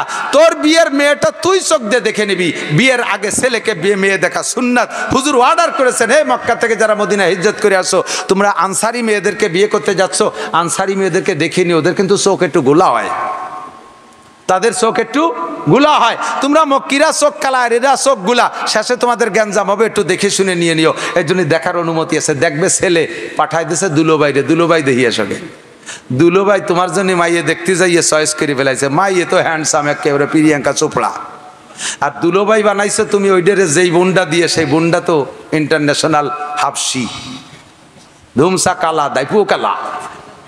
তো তোমার জন্য বউটা দেখে চয়েস করে আইছে, আইসে কয় তোমার যা কর দরকার কইয়া, কয় দেরি করিস না, নিয়ে আয়। তোমারে বিয়ে দিয়ে আনার পরে এরপরের থেকে তোমারে বিদেশে পাঠানোর জন্য তোমার দুলোভাই খুব ব্যস্ত হয়ে গেছে। টাকা নাই, পয়সা নেই, জমি 1 বিঘে বেচিয়ে দুলোভাই শালার বেটা শালা সহ পাঠাই দিয়েছে বিদেশে।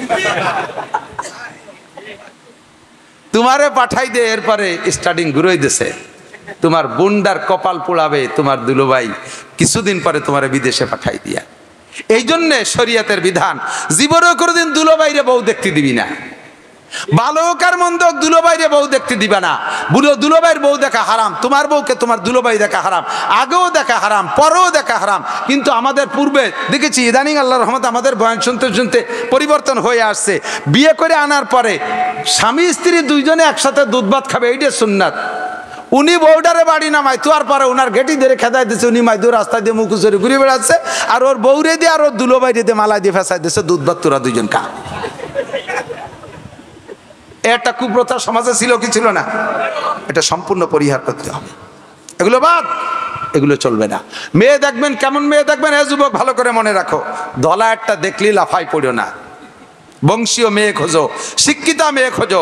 তুনকাহুল মারাতুলি আরবা, মেয়েদেরকে বিয়ে করা হয় চারটি গুণ দেখে। লি জামালিহা, এক নম্বরে রূপ দেখে। দুই নম্বরে লি হাসাবিহা, ভালো বংশ দেখে। তিন নম্বরে লি মালিহা, শ্বশুরের কিছু মাল থাকলে তাও মানুষ একটু টার্গেটে রাখে। চার নম্বরে লি দিনইহা, দিনদার দেখে বিয়ে করে। হুজুরাই বললেন চারটে গুণই পছন্দের, চারিটা থাকলে তো সবচাইতে সোনাই সোহাগা। যদি চারিটা না থাকে তাহলে কমপক্ষে রূপ হলে ভালো, না হলে দোষ নাই। বংশ হলে ভালো, না হলে দোষ নাই। ধনী হলে ভালো, না হলে দোষ নাই। তবে ফাজফার বিজাতির দিন, দেখ মেয়েটা নামাজ পড়ে কিনা, মেয়েটা কোরআন পড়তে পারে কিনা, মেয়েটা পর্দা করে কিনা, মেয়েটি বোরকা পরে কিনা, মেয়েটি কি দুলোবাইয়ের বাড়ি বেড়াতে যায় কিনা, মামা বাড়ি যে কয়দিন বেড়ায়, খালু বাড়ি যে কয়দিন বেড়ায়, তাওই বাড়ি যে কয়দিন বেড়ায়। এই পাড়া বেড়ায় নিয়ে মহিলা, পাড়া বেড়ায় নিয়ে মুরগি কিনিস না, তাহলে ও বাড়ি ডিম পারে না। কথা কন না কে? ধুম সারা আগস্টে বিটিরা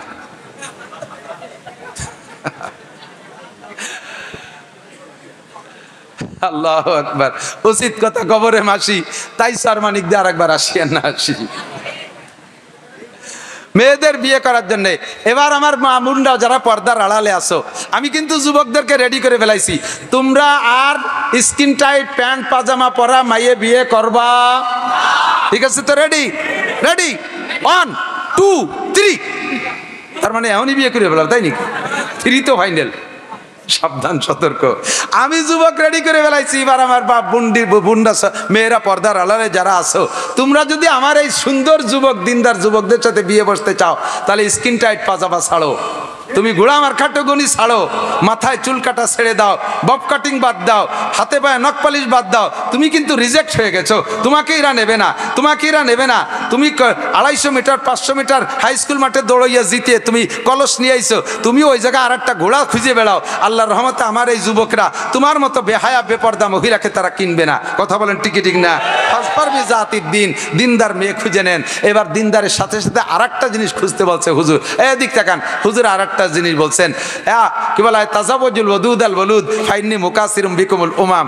যে বংশের মেয়েরা সন্তান বেশি দেয় সেই বংশে বিয়ে করো। আল্লাহ কি কইল? আর একটা শেষ বেলায় সে কি একটা ফেসে ফেলাই দিল। আমরা দি ছেলে হোক মেয়ে হোক, একটা অথবা 1.5টা অথবা 2টা, এই সিদ্ধান্ত নিছি। আপনি অত ভিড়ির মধ্যে আমাকে পাঠাবেন কে? ঠিক চাকান। যে বংশের মেয়েরা বেশি সন্তান দেয়, হুজুর বললেন সেই বংশে বিয়ে করো। কেন? কয় কি ফাইন্নি মুকাসিরুম বিকুমুল উমাম। তোমারও তাহলে সন্তান বেশি হবে আশা করা যায়। আর সন্তান তোমার বেশি মানে আমার উম্মত বেশি, তোমার সন্তান বেশি মানে আমার উম্মত বেশি। আমি কিয়ামতের ময়দানে যাতে সব নবীর চাইতে বেশি উম্মত নিয়ে উঠতে পারি, এই ব্যাপারে তুমি আমার প্রোটেকশন দিয়ে সহযোগিতা করবা। এই জন্যে যে বংশের মেয়েরা বেশি সন্তান দেয় সেই বংশে বিয়ে করে সন্তান ঠেকাইও না, নষ্ট করো না। কারণ তুমি জানো না, তুমি জানো না যে কোন সন্তানটা ভালো হবে। প্রথমটা চেহারা ভালো, মনে করছে এইটা যথেষ্ট, এরপরে আর একটা হয়ে গেছে, বাস তুমি মহা খুশি, এরপরে আর পছন্দ করতেছো না। কিন্তু এই দুটো ভবিষ্যতে বড় হলে কি হবে তা তো তুমি জানো না। চেহারাই তো মানুষ না, মানবতা তো আলাদা জিনিস। কথা বলেন ঠিক না? ও দুটো বড় হলে কি হবে তা তুমি জানো না। এরপরে তোমার নামে আর দুটো বাজেট ছিল, সেই দুটো তুমি নিলে না, সেই দুটো তুমি নিলে না। সে দুটি আল্লাহ তাআলা দুনিয়ায় পাঠাই ছাড়বে, পাঠাই দিয়েছে সে দুটি অন্য জায়গা। কিন্তু তুমি যে দুটি পেয়ে খুশি হয়ে থামিয়ে গেছো, সেই দুটি বড় হয়ে কি হয়েছে? একটা এরশাদ শিকদার আর একটা কানা জাহাঙ্গীর, আন্তর্জাতিক খ্যাতি সম্পন্ন 2 ডাকাত। আর যে দুটি তুমি নিলে না, তোমার নামে বরাদ্দ ছিল। আরে বরাদ্দ কিছু থাকলে নিয়া না নিয়ার একটা বিষয় আছে। আমাদের এই রোড বরাদ্দ আছে, এই রোড বরাদ্দ আছে, মাল সব রেডি হয়ে গেছে। কিন্তু যখন কন্ট্রাক্টর আসছে, স্থানীয় যুবকরা কয় চাঁদা দিতে হবে 2 লাখ। এই ব্রেক দিয়ে দিয়েছে, ফ্যামিলি প্ল্যানিং শুরু করে দিয়েছে। ব্রেক দিয়ে দিছে, 2 লাখ চাঁদা না দিলি। এবার সরকার ওরা যে কন্ট্রাক্টর ডিসি স্যারে বলছে স্যার ওরা 2 লাখ টাকা চাঁদা না দিলে কাজ করতে দেবে না। ডিসি স্যার বললেন বরাদ্দ যা হবার হয়ে গেছে, যেহেতু সারমানিক দেওয়া নিল না, ওটা ঘোষের স্যার দিয়ে দে। তুমি না নিলে আর এক জায়গায় চলে যাবে, বরাদ্দ হয়ে গেছে। সন্তান 4 দিয়ে তোমার বাড়ি বরাদ্দ ছিল, তুমি 2 নিয়ে ব্রেক করে ফেলাইছো, 2 লাখ টাকা চাঁদা দিছো, চাঁদা চাইছো। আল্লাহ কয় হবে না, চাঁদা দিয়ে দিই, ওই বাকি 2 দিয়ে দে, একটা সরমুনাই দে, একটা গোভের ডাঙ্গা দে, একটার নাম শামসুল হক ফরিদপুর, একটার নাম ফজলুল করিম সরমুনার পেশাব। ওই 2 তোমার নামে বরাদ্দ ছিল, যে 2 গোষ্ঠীরে ভালো বানাবে তাই নিলে না, আর যে 2 দেশে ফাইন মেরি ছাড়িয়ে দিচ্ছে সেই 2 নিয়ে তুমি খুশি থাকছো। কাজেই ঠেহাস নে, যে কটা আল্লাহ দেয় অতি দে। খাতি দেবো কোন যায়? সরকারি কানুনের। আরে সরকার আমার কি ছাতা দেয়? সরকার নিজেই তো এখন দেশে নাই, আমরা খাচ্ছি না। কথা বলেন ঠিক ঠিক না? সরকার নাই আমরা খাচ্ছি না, সরকার নাই আমরা খাচ্ছি না। তাহলে সরকারের হুকুমে আমি ছেলে মেয়ে কেন কম নেব? আমি আমার বাপের 8 নম্বর সন্তান। তোমার দুনিয়ার সরকারের সিদ্ধান্ত যদি আমার আব্বা আমল করতো, তাহলে আমি নাসির কোথায় থাকতাম?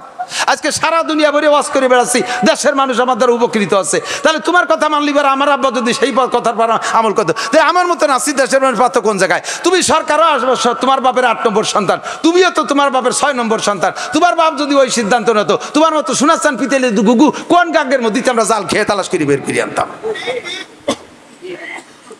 কাজেই আমরা সরকারের সিদ্ধান্ত মানতে রাজি না। সন্তানের ব্যাপারে কার সিদ্ধান্ত? কার সিদ্ধান্ত? তাজাওয়াজুল ওয়াদুদ আল ওয়ালুদ ফাইন্নী মুকাসসির। আমি 7টা সন্তানের বাপ, আমি 5টা ছেলে 2টা মেয়ের বাপ। আলহামদুলিল্লাহ আমার 5টা ছেলে মেয়ে হাফেজ হয়ে গেছে, আলেম হচ্ছে, মৌলানা হয়ে যাবে। আর 1 বছর পর থেকে পরপর একের পর এক মৌলানা হয়ে বের হয়ে আসবে। 5 ছেলে মেয়ে, 4 ছেলের আমি উমরা করাইছি, মেয়েটা উমরা করবে ইনশাল্লাহ, হাফেজ হয়ে গেছে রমজানের পরে। আমার কোনো কিছুর অভাব রাখে নাই। সন্তান আল্লাহ দিচ্ছে, তাদের রুজিও আল্লাহ দিচ্ছে। অফিস সামায় রিজকুকুম ওয়া মা তুআদুন, আসমান থেকে রিজিক আসে, আসমান থেকে ক্ষুধার গজব আসে। কাজে আমি আসমানি রিজিকের ভরসা করি, আসমানি রিজিকে বিশ্বাস করি। আমি সন্তান কম নিতে রাজি না। আল্লাহ তাআলা আমাকে নেক সন্তান দান করুক, বলেন আমিন। আল্লাহু আকবার। এরপরে এদিক তাকান। এ যুবক, বিবাহের আগে একটা কন্ট্রাক্ট কমপ্লিট করে নেবা, সেটা হলো কত টাকা দেবে, মোটরসাইকেল দেবে কি দেবে না শুনিয়ে নেবা ভালো করে। শ্বশুর বাড়ি চাপ দিয়ে কন্ট্যাক্ট করে যৌতুকের মোটরসাইকেল রাস্তায় চলবে না, খালের মধ্যে দিয়ে চলবে। ট্রাকের ফাঁসার তল দিয়ে ঢুকে ওই দিক দিয়ে নাক দিয়ে বারো চলে যাবি, গাড়ি চলে যাবে, তুই ফতে থাই যাবি। যারা যৌতুকের মোটরসাইকেল শ্বশুর শাশুড়িরে প্রেসার দিয়ে মোটরসাইকেল আনছো, কালকে সকালবেলা শ্বশুরে আব্বা কবা তসবি গুনে 100 বার পায়ে ধরে মাপসাইয়ে ফেরত দিবা, চাবিটা দিয়ে দিবা, নীতি না চালিয়ে ফেরত দিবা। তবে শ্বশুর খুশি হয়ে যদি বিমানও কিনে দেয় তোমার চাওয়া ছাড়া, তা তোমার জন্য জায়েজ, সমস্যা নেই। শ্বশুর বিমানও কিনে দেয় যদি খুশিতে, হ্যাঁ আমার পছন্দের জামাই, তার বিমান কিনে দেবো, হ্যাঁ জায়েজ আছে। কিন্তু চাইয়ে একটা সুইও নিতে পারবে না, একটা সুতোও নিতে পারবে না। আর তুমি এই খয়রাত কেন করতে যাবা? খয়রাত করতে জায়গা পাও না? মডেল মসজিদের ওখানে থাল নিয়ে বসে থাক, আমরা যাতায়াতের পথে 2-4 টাকা দিয়ে যাবো। তুই বিয়ে করে শ্বশুর বাড়ি কেন খয়রাত নি?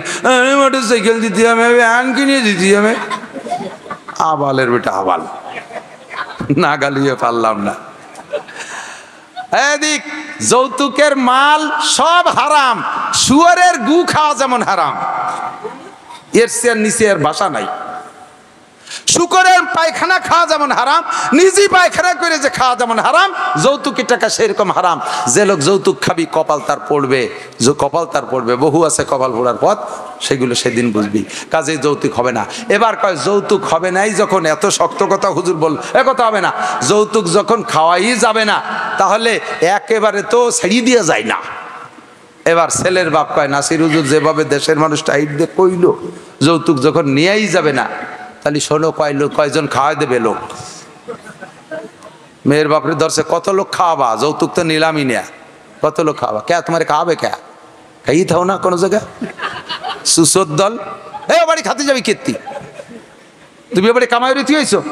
ওবিটা মাইয়ে জন্ম দিয়ে অন্যায় করছে, সে 16-18 বছর পর্যন্ত মেয়েটারে লালন পালন করে, লক্ষ লক্ষ টাকা দিয়ে লালন পালন করে মেয়েটারে কলিজা ছিঁড়ে যাচ্ছে। তোমার বাড়ি যেদিন বিদায় দেয়, সে শোকাক্রান্ত মেয়ের বিদায়তে, তারপরে আবার তার কাছ থেকে তুমি এভাবে লুটে ফুটিয়ে খাইয়ে আসবা, বাপের বসে খাইয়ে থাও না কোনোদিন।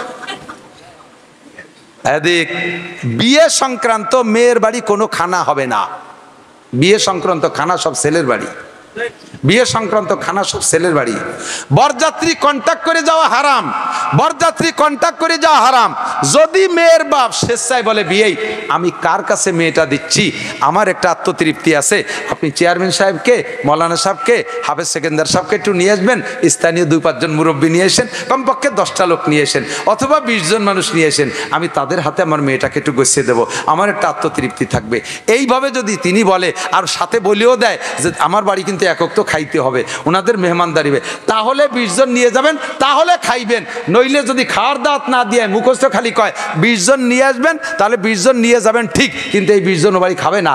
আপনারা কয় বাবিটা খেজুর কিনে নিয়ে যাবেন, মসজিদের মধ্যে বিয়ে হবে, খেজুর ছিটাই দেবেন, উন্ডা কুড়োই বুড়োই খাইয়ে পথে এক কলের তেটু পানি খেয়ে বাড়ি চলে আসবে, ও বাড়ির কলের পানিও খাতে পারবেন না। শরিয়াত কোথায় চলে গেছে, কোথায় চলে গেছে? তুকো যাওয়া সুন্নতে আহমদ কো যা, তুকো যাওয়া সুন্নতে আহমদ কো যা, বা मोहम्मद का बुवाद निस्बत तुरा। ए मुसलमान कल्ब में सूज नहीं, रूह में एहसास नहीं, कुछ भी पैगाम मोहम्मद का तुझे पास नहीं। বিয়ে উপলক্ষে খরচ হবে ছেলের বাড়ি, বিয়ে করে আই না নিয়ামতের শুকর আদায় করবো। আল্লাহ, আমার কত বন্ধু ওয়াকালে মারা গেছে, তারা বোর মুখ চোখে দেখে নাই, স্ত্রী এত মজাদার এইটা তারা পায় নাই, আমাকে তুমি নিয়ামত নসিব করেছো। বউটাকে আইনে ঘরে বসে, এই এদিক তাকান, বউটারে আইনে ঘরে রাইখা সর্বপ্রথম বাসর রাত্রে সুন্নত শুনিয়ে নাও যুবকরা, যারা বিয়ে করো নাই তারা, আর যারা বিয়ে করছেন তারা তো মিস করছেন, তারা আজকে রাত্রে যে দরকারে আমল করেন, দেখি আল্লাহ মাইনে নিলে নিতে পারে। আজকে বিয়ে করে আইনা স্ত্রীকে ঘরে রাইখা সর্বপ্রথম অজু কইরা 2 রাকাত নামাজ পড়ে পরাণ ভরে স্ত্রীর জন্য, তোমার দাম্পত্যের জন্য দোয়া করবা, সুখের জীবনযাপনের জন্য দোয়া করবা। এরপরে স্ত্রীর কাছে যে সর্বপ্রথম তার কপালের এক গোছা চুল ডান হাত দিয়ে ধরে সূরা আলাম নাশরাহ লাক এবং আয়াতুল কুরসি পড়ে স্ত্রীর কপালে ফু দিবা। পারলে রব্বানা হাবলানা মিনা আজওয়াজিনা ওয়া যুররিয়াতিনা কুররাতা আয়ুনি ওয়াজআলনা লিল মুত্তাকিনা ইমামা দোয়াটা পড়ে স্ত্রীর কপালে ফু দিবা। ইনশাআল্লাহ ওই দিন থেকে নিয়ে মৃত্যু পর্যন্ত স্বামী স্ত্রী গ্যাঞ্জাম হবে না, দ্বিমত হবে না, মোহাব্বতের মধ্যে কম হবে না, ভালোবাসা একটুও কমবে না। এই সুন্নতটার পর আমল করবা। এরপরে স্ত্রীর সাথে দাম্পত্য জীবনের জীবনযাপন তুমি করতে থাকবা, কোনো সমস্যা নাই। আর আল্লাহ, স্ত্রীর সাথে কখনো তুই তুই করে কথা বলা যাবে না। স্ত্রীকে তুমি শব্দে বলবেন। আমাদের বাংলাদেশে যেহেতু ভাষার প্রশস্ততা আছে, অন্যান্য দেশে ছোট বড় সবই তুই। আমার বাংলাদেশে তুই, তুমি, আপনি 3টা ক্লাস আসে। স্বামীতে স্ত্রীকে তুমি বলবেন, তবে স্ত্রীরা স্বামীকে আপনি বলার অভ্যাস করতে হবে। কারণ যদি কখনো তর্কাতর্কি একটু গ্যাঞ্জাম লাগে, তখন আপনি থেকে তুই পর্যন্ত আসতে 2টা ক্লাস পার হওয়া লাগে। রাগ হইয়ে প্রথম আপনি থেকে তুমিতে আসলে বাড়ি একটা হিট করে না, যখন তুইতে চলে যায় সেই সময় স্বামীর সেন্টিমেন্ট ঠিক থাকে না, এরপরে ওজিফা শুরু করে দেয়, ঠিক না? তাহলে আপনি যদি বলার অভ্যাস থাকে, তাহলে তুইতি জাতি 2টা ক্লাস পার হওয়া লাগে, তুমির পরে তুই। আর যদি তুমি বলার অভ্যাস থাকে, তাহলে 1 ক্লাসের পরেই তুই, আর এরপরে যা খুশি তাই, মারামারি লেগে যায়। এগুলো সব আদর্শ মুসলিম পরিবার শিখিয়ে দেয়। দাম্পত্য করবেন। এই যুবক এদিক তাকাও, স্বামী স্ত্রী বৈবাহিক জীবনযাপনের পরে, আভ্যন্তরীণ প্রয়োজন মেটানোর পরে ফরজ গোসলটা রাতারাত করে সারতে হবে ফজরের আগে। ফরজ গোসল যদি তুমি বাকি রাখো দিন পর্যন্ত, তাহলে ওই সন্তান দিনদার হয় না, ওই সন্তান ভালো হয় না। বুজুর্গানে দিনের তাজরিবা, যেই মিলনে স্ত্রীর গর্ভে সন্তান গেছে, স্ত্রী যদি ওই গর্ভে মানে যেই মিলনে গেছে, এরপরে যদি দিনের বেলা স্ত্রী বেপর্দা ফাহেশভাবে ঘোরাফেরা করে, তাহলে যদি করে চোর ডাকাত লুচ্চ বদমাশ মদখোর গাঁজাখোর এবাখোর সন্ত্রাস বদমাশ, এরা যদি স্ত্রীর দিকে নজর করে, তারা তো সুনজর করে না, কুনজর করে, তাহলে যে ধরনের মানুষের নজর করে, পেটের বাচ্চাটার স্বভাব সেই ধরনের হওয়ার সম্ভাবনা থাকে। কাজেই বেপর্দা করে বউডারে রাস্তাঘাটে মার্কেটে পাঠাইও না। কোন রাত্রের মিলনে তোমার স্ত্রীর গর্ভে সন্তান গেছে তা জানে না, হতে পারে আজকে গেছে আর সেই দিন তুমি গোপালগঞ্জ মার্কেট করতে পাঠাই দিয়েছ। দেশের যত মৈদু গৈজু যত বাইছু আড়াই নিয়ে আসুসা আপাও দুয়া বেড়ার হুটো, তারা তোমার স্ত্রীর দিক চেয়ে রয়েছে। বাস পরে তুমি এত ভালো মানুষ, একটা সন্তান হয়েছে, তা ওইরকম উশৃঙ্খল বেয়াদব, কথা শোনে না, তারা ভর্তি করলে গাছে লাগতে উঠে চলে যায়, বাঁচতে বাড়ি পাড়ি নামানো লাগে স্কুলে পাঠাতে। এই উল্টো পাল্টা হওয়ার কারণ হলো এইগুলো। কয় যে তাহলে কি স্ত্রীকে এর পরের দিন পিসা বুজুরির সামনে পাঠাই দেবো? পিসা হুজুরের সামনে পাঠালে তো হুজুর দেখবে না, তা তুমি পাঠায় লাভ কি? কাজেই 100 মূল কথা হলো, আমার মা বোনরা পর্দা করো। বেপর্দা মহিলার পেট থেকে যত বদমায়েশ সন্তান হয় 99% কচিত দুনিয়াটা ভালো হতে পারে। আর পর্দানসীন মায়ের পেট থেকে ভালো সন্তানের আশা করি আমরা। লুচ্চ চাই না, আমরা সন্ত্রাস চাই না। আমাদের দেশে আর নায়কের দরকার নাই, আর গায়কের দরকার নাই, আর ক্রিকেটারের দরকার নাই, আর ফুটবলারের দরকার নাই, আর মস্তানের দরকার নাই, আর কোনো মস্তানের দরকার নাই, চোর ডাকাতির দরকার নাই। কিছু আদর্শ নেক সন্তানের দরকার আছে না নাই? আদর্শ নেক সন্তান প্রোটেকশন দেন, এর জন্য মারা হইতে হবে ভালো। সাদ যদি ভালো হয় পিঠা ভালো হয়, সাদ যদি বেঁকা হয় পিঠা বাঁকা হয়। এই জন্য বাপের চাইতে মা ভালো হইতে হবে বেশি। এই জন্য মারা একটু ভালো হয়ে আসেন। এবার আমাদের দাম্পত্য জীবন চললো, সন্তানটা জন্ম নিল। সন্তানটা জন্ম নেওয়ার সাথে সাথে কয়েকটা সুন্নাত গোসল করাইয়া পরিষ্কার করিয়া, যদি গোসল ডাক্তারে নিষেধ করে তাহলে গোসল করাইলেন না, মোটামুটি পরিষ্কার করিয়া ডান কানে আজান বাম কানে কামত, আল্লাহ আল্লাহ রসুলের সাথে পরিচয় করা দেবেন। সর্বপ্রথম সুন্নাত পারা যাবে তো ইনশাআল্লাহ? নিয়ত আছে তো ইনশাআল্লাহ? সন্তানের এগুলো হক। আপনি সন্তানের কাছে টাকা চান, টাকা দেয় না, চাকরি করে পয়সা দেয় না, আর এক জায়গা দিয়ে দেয়, নালিশ করেন, হুজুরে ওয়াজ করে সোজাওয়াত্তি করেন, ওয়াজে কাজ হবে না। কারণ আপনি কি সন্তানের হক আদায় করেছেন? সন্তানের কানে আজান দেন না, ইকামত দেন নাই। 2 নম্বর আজান ইকামতের পরে হাফেজ সেকেন্দার সাহেব, মসজিদের ইমাম সাহেব, কোট মসজিদের ইমাম সাহেব, এনাদেরকে ডাইকে এনে হুজুরের মুখে একটু খেজুর খাবেন। হুজুর খেজুর চাবাই খাইয়া খেজুর থেকে একটু মিষ্টি মিষ্টি লালা ওই বাচ্চাটার মুখে জিব্বের ভিতরে দিয়ে দেবে, চুনচুন করে চুষে খাবে। যে হুজুরের লালা তার জীবনের প্রথম খাইলো, ওই হুজুরের ইমান, তাকওয়া, পরহেজগারি, মেধা, যোগ্যতা যেমন, তোমার সন্তানটা সেরকম হওয়ার সম্ভাবনা থাকবে। এটা একটা সুন্নাত। এই হকটা কি তুমি আদায় করেছো? মা তুমি হক হলো, এরপরেই মা তুমি স্তনের দুধ খাওয়াবা। তোমার শরীরটা ঢিলাঢালা হয়ে যাওয়ার ভয়ে তোমার ইয়াং অবস্থা থাকবে না, তুমি অকালে বুড়ি হয়ে যাবা। এই ভয়ে তুমি বাচ্চারে দুধ খাও না, তুমি বাচ্চার জন্য ফিডার খাও। ফিডারে কি খাও? তুমি আমেরিকান দুধ খাও, ইটালিয়ান দুধ খাও, ফ্রান্সের দুধ খাও, জাপানের দুধ খাও, ইন্ডিয়ান দুধ খাও। এই বিদেশি দুধ খাওয়া বিদায় তোমার বাচ্চাটা ওই যে গায়ের দুধ খাইছে সেই গায়ের দিকটা আন হয়ে গেছে। তুমি মা দুধ খাও নাই বিদায় তোমারে মাও কয় না। এরপরে একটু শিয়া নেওয়ার পরে তোমার ফেলাই টেলাই থুইয়ে যে দেশে দুধ খাইছে সেই দেশমুখী হয়ে যায়। মারা চেষ্টা করবা যেটুক হোক স্তনের দুধ খাওয়ানোর জন্য। মায়ের দুধের বিকল্প নাই। কথা বলেন ঠিক কি ঠিক না? মায়ের দুধের বিকল্প নাই। 3 নম্বর হলো দুধ খাওয়ানো হয়ে গেল, এরপরে আজান ইকামত হয়ে গেল, খেজুর খাওয়ানো হয়ে গেল, প্রথম দিনের সুন্নাত চলে গেছে। এগুলো সন্তানের হক আদায় করবেন, আদর্শ মুসলিম পরিবার গড়বে। এরপরে ধীরে ধীরে যখন বড় হবে, ধীরে ধীরে বড় হবে, বাচ্চাটা কাঁদবে, মাঝে মাঝে কাঁদবে, মাঝে মাঝে কাঁদবে। কাঁদলেই দৌড়ই চলে যান মসজিদের হুজুরের কাছে, হুজুর কয়ে দেয় কলা গাছটা উঠে নিয়ে এসো, ভরিয়ে দেই দয়া কলা গাছ, মানে সুটা উঠে নিয়ে এসো। সুটা কলা গাছের সুটা হুজুরে দিয়ে বড়ানো লাগবে না, আস্ত কলা গাছ বাঁধতে দেওয়া লাগবে না। মায়ের সন্তানের জন্য সবচাইতে বড় কবিরাজ মা। সন্তানের জন্য সবচেয়ে বড় পীর কে? কথা কয় না কে? সন্তানের জন্য সবচেয়ে বড় ডাক্তার কে? কবিরাজ কে? মা যে দরদ নিয়ে সন্তানরে ফু দেবে, আমার মতো লক্ষ্য মৌলবী সে দরদ ফু দেবে না। আমি এখন বেরোনোর পরে বোতল নিয়ে আসবে, আমার গেছে ক্লান্ত হয়ে 2 ঘন্টা অস করতে এখন বোতলে ফু দিয়ার আর আমার মিজাজ আছে নাকি? কিছু ভড়াভড়ি নাই, ফু একটা মারিয়ে দিছি, লাগে লাগলো না লাগে না লাগলো। আর মার বাচ্চা কাঁদতেছে, মা বাচ্চাকে কোলে করে নিয়ে এরকম ঘুরবেন আর দোয়া পড়বেন, ওয়াজআলনা নাওমাকুম সুবাতা, সূরা নাবার আয়াত, ওয়াজআলনা নাওমাকুম সুবাতা, ওয়াজআলনা নাওমাকুম সুবাতা। মাঝে মাঝে চোখের উপরে ফু দিবেন, মাঝে মাঝে কানের মধ্যে ফু দিবেন। যত বড় কান্নাকাটি করা বাচ্চা হোক না কেন, ফালাক আর নাচ পড়ে তারে মা ফুক দেবেন। আমার মতো 1 লক্ষ হুজুর ফুয়াইলে যা হবে, একটা মূর্খ মায়ের ফু তার চাইতে বেশি দামি আল্লাহর কাছে। আরে সন্তানের জন্য সবচাইতে বড় পীর হলো মা। করছেন যে আমল করছেন? কান্নাকাটি করলে সূরা ইয়াসিন পড়েন না, কান্নাকাটি করলে ধরি তারা টেলিভিশনের সামনে ধরে। কতক্ষণ? টেলিভিশন কবিরাজ, টেলিভিশন কবিরাজ। মোবাইল খুলে দেয়, মোবাইল দেখে বাচ্চা কান্না থামিয়ে যায়। জন্মের সাথে তারা টেলিভিশন আর মোবাইলের প্র্যাকটিস করাইছো, এই জন্যই দেন না ফুটিয়ে পড়ার সাথে সাথে 2-3 বছর পড়াতে মোবাইলের এত ভক্ত, মোবাইলের জ্বালায় মাদ্রাসায় পড়তে পারে না, মোবাইলের জ্বালায় স্কুলে যাইতে পারে না, মোবাইলের জ্বালায় ঘুম নাই, শুকোইয়ে কাটা হয়ে গেছে রাতে 1টা 2টা 3টে পর্যন্ত মোবাইল দেখতে দেখতে। কতক্ষণ না কেন? তারে প্র্যাকটিস করাইছেন জন্মের পরের থেকেই, তার কান্না থামাইছেন মোবাইল দিয়ে। কাজেই ওই ছেলের আর ভালো বানানো সম্ভব না, ওই মেয়েরে ভালো বানানো সম্ভব না। তারে কান্না থামাবেন সূরা ইয়াসিন দিয়ে। কি দিয়ে?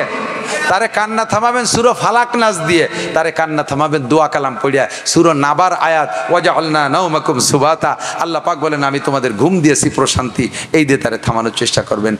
আল্লাহ পাক তৌফিক দান করে, সবাই বলেন আমিন। এরপরে বাচ্চা যখন একটু বড় হয়ে উঠছে, এই 7 দিনের দিন তার একটা আমল আছে। 7 দিনের দিন কয়টা? 7 দিনের দিন মাথার চুল চাইছে ফেলবেন। এই যুবক, তুমি মনে রাখো তোমার মা বাপ ফেল করছে, এই জন্যই তো তোমার মা বাপ এখনো ফেল করতেছে। মাথার চুল বাচ্চার চাইছে, চুলের শুকনো চুলের ওজনে স্বর্ণ অথবা রূপা, যার যেমন তৌফিক আছে ওজন করে ওই পরিমাণ টাকা গরিবদের ভিতরে দান করে দেবেন।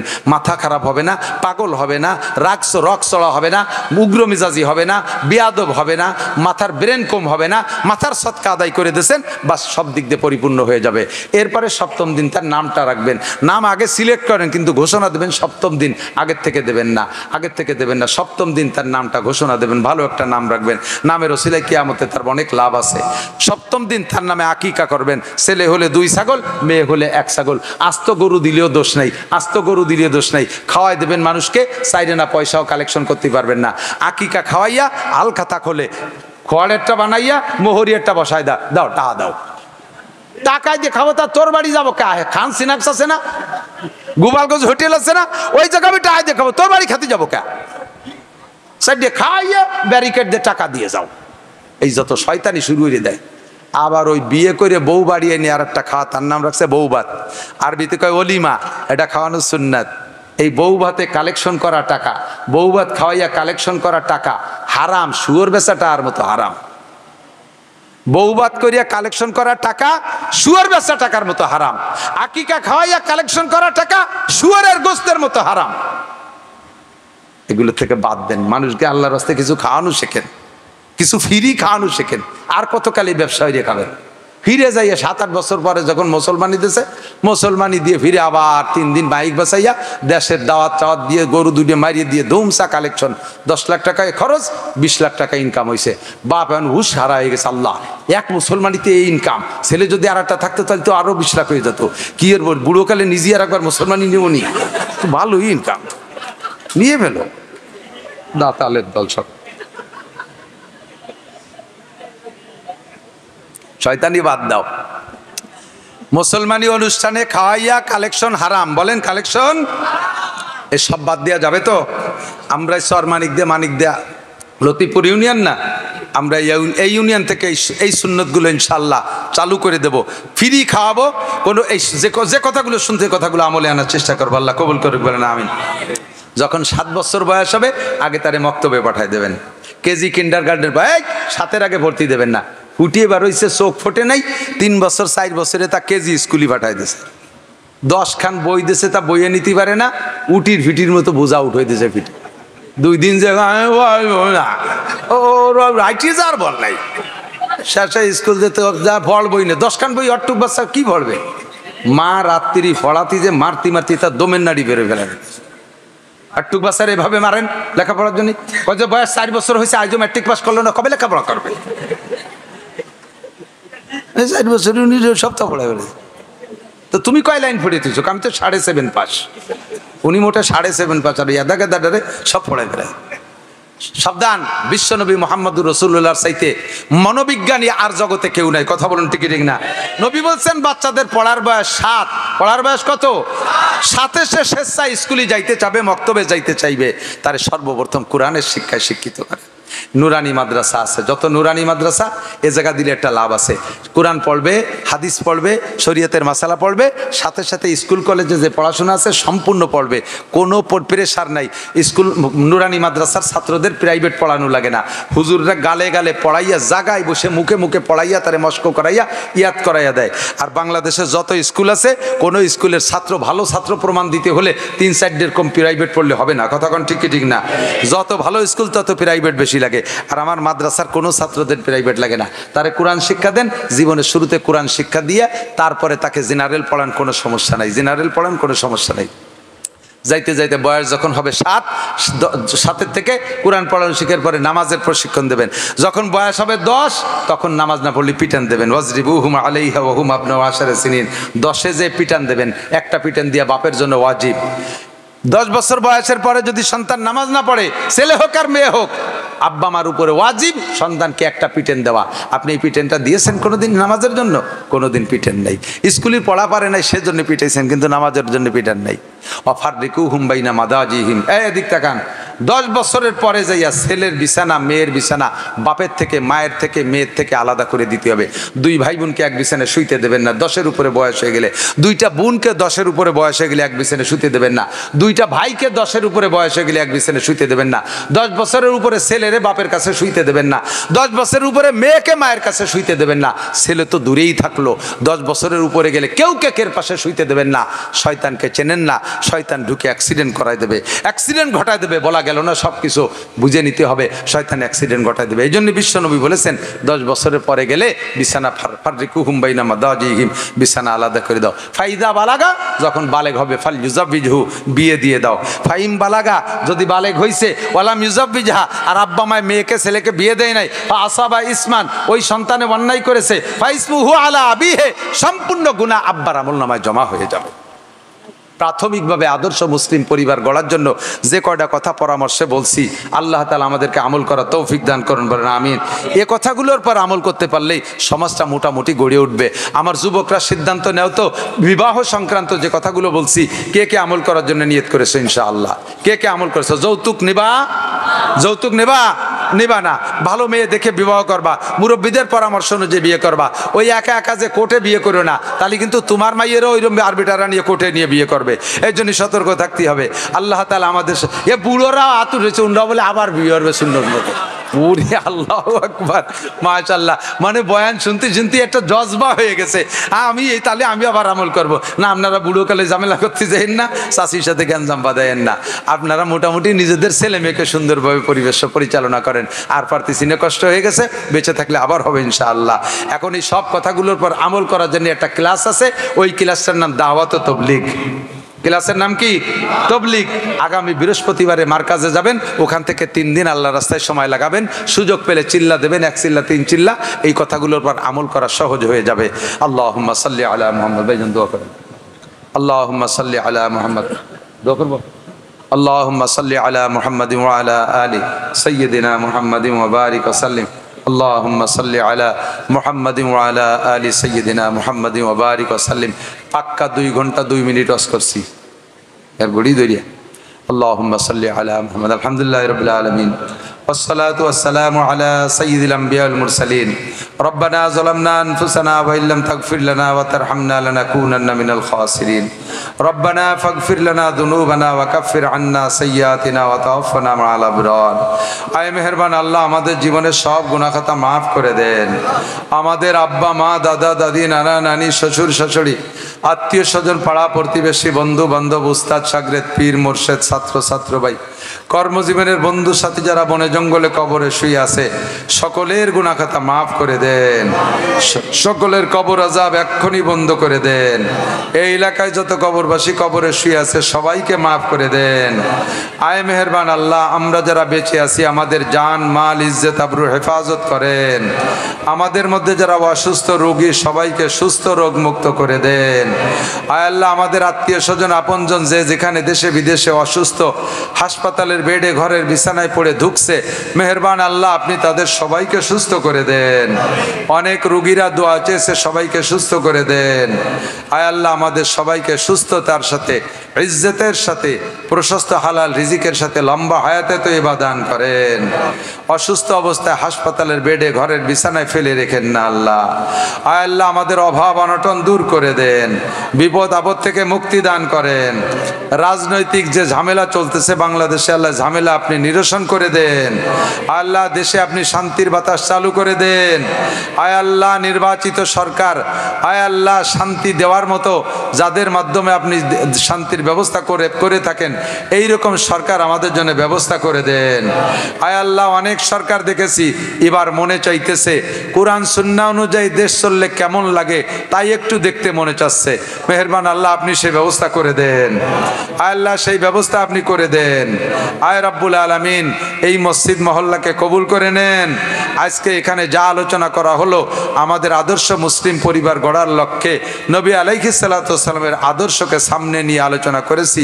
এই আদর্শ আমাদের জীবনে বাস্তবায়ন করার তৌফিক দান করেন। পর্দার আড়ালের মা বোনদের হাত দুটো কবুল করে নেন, তাদের পারিবারিক অশান্তি থাকলে দূর করে দেন, ঘরে যুবতী মেয়ে বোন থাকলে বিবাহের সুব্যবস্থা করে দেন, যুবক ছেলেদের জন্য বিবাহের উত্তম পাত্রীর ব্যবস্থা করে দেন, আমার বেকার যুবকদের হালাল কর্মসংস্থানের জোগাড় করে দেন, মসজিদের কমিটি ও ইমাম সাহেবকে কবুল করে নেন, সভাপতি সাহেবকে সুস্থতার সাথে লম্বা হায়াত দান করেন, কমিটির সকল সদস্যকে আল্লাহ এই মাহফিলের ওসিলা ইমাম সাহেব সহ মেহেরবান আল্লাহ তাদেরকে হজ্জে খানায় কাবা মক্কা মদিনা জিয়ারত নসিব করেন। আয় আল্লাহ বাংলাদেশ, আবারও বলছি, বাংলাদেশের সব অশান্তি আপনি দূর করে দেন, শান্তির ব্যবস্থা করে দেন, আমাদের সকলকে মরণের সময় জবানে কলেমা তয়্যিবা জারি করে দিয়েন। রব্বির হামহুমা কামা রব্বায়ানি সগীরা রব্বি জিদনি ইলমান নাফিআ। সাল্লাল্লাহু তাআলা আলা খায়রি খালকিহি মুহাম্মাদিন ওয়া আলিহি ওয়া আসহাবিহি আজমাইন বিরহমাতিকা ইয়া আরহামার রাহিমিন। আসসালামু আলাইকুম।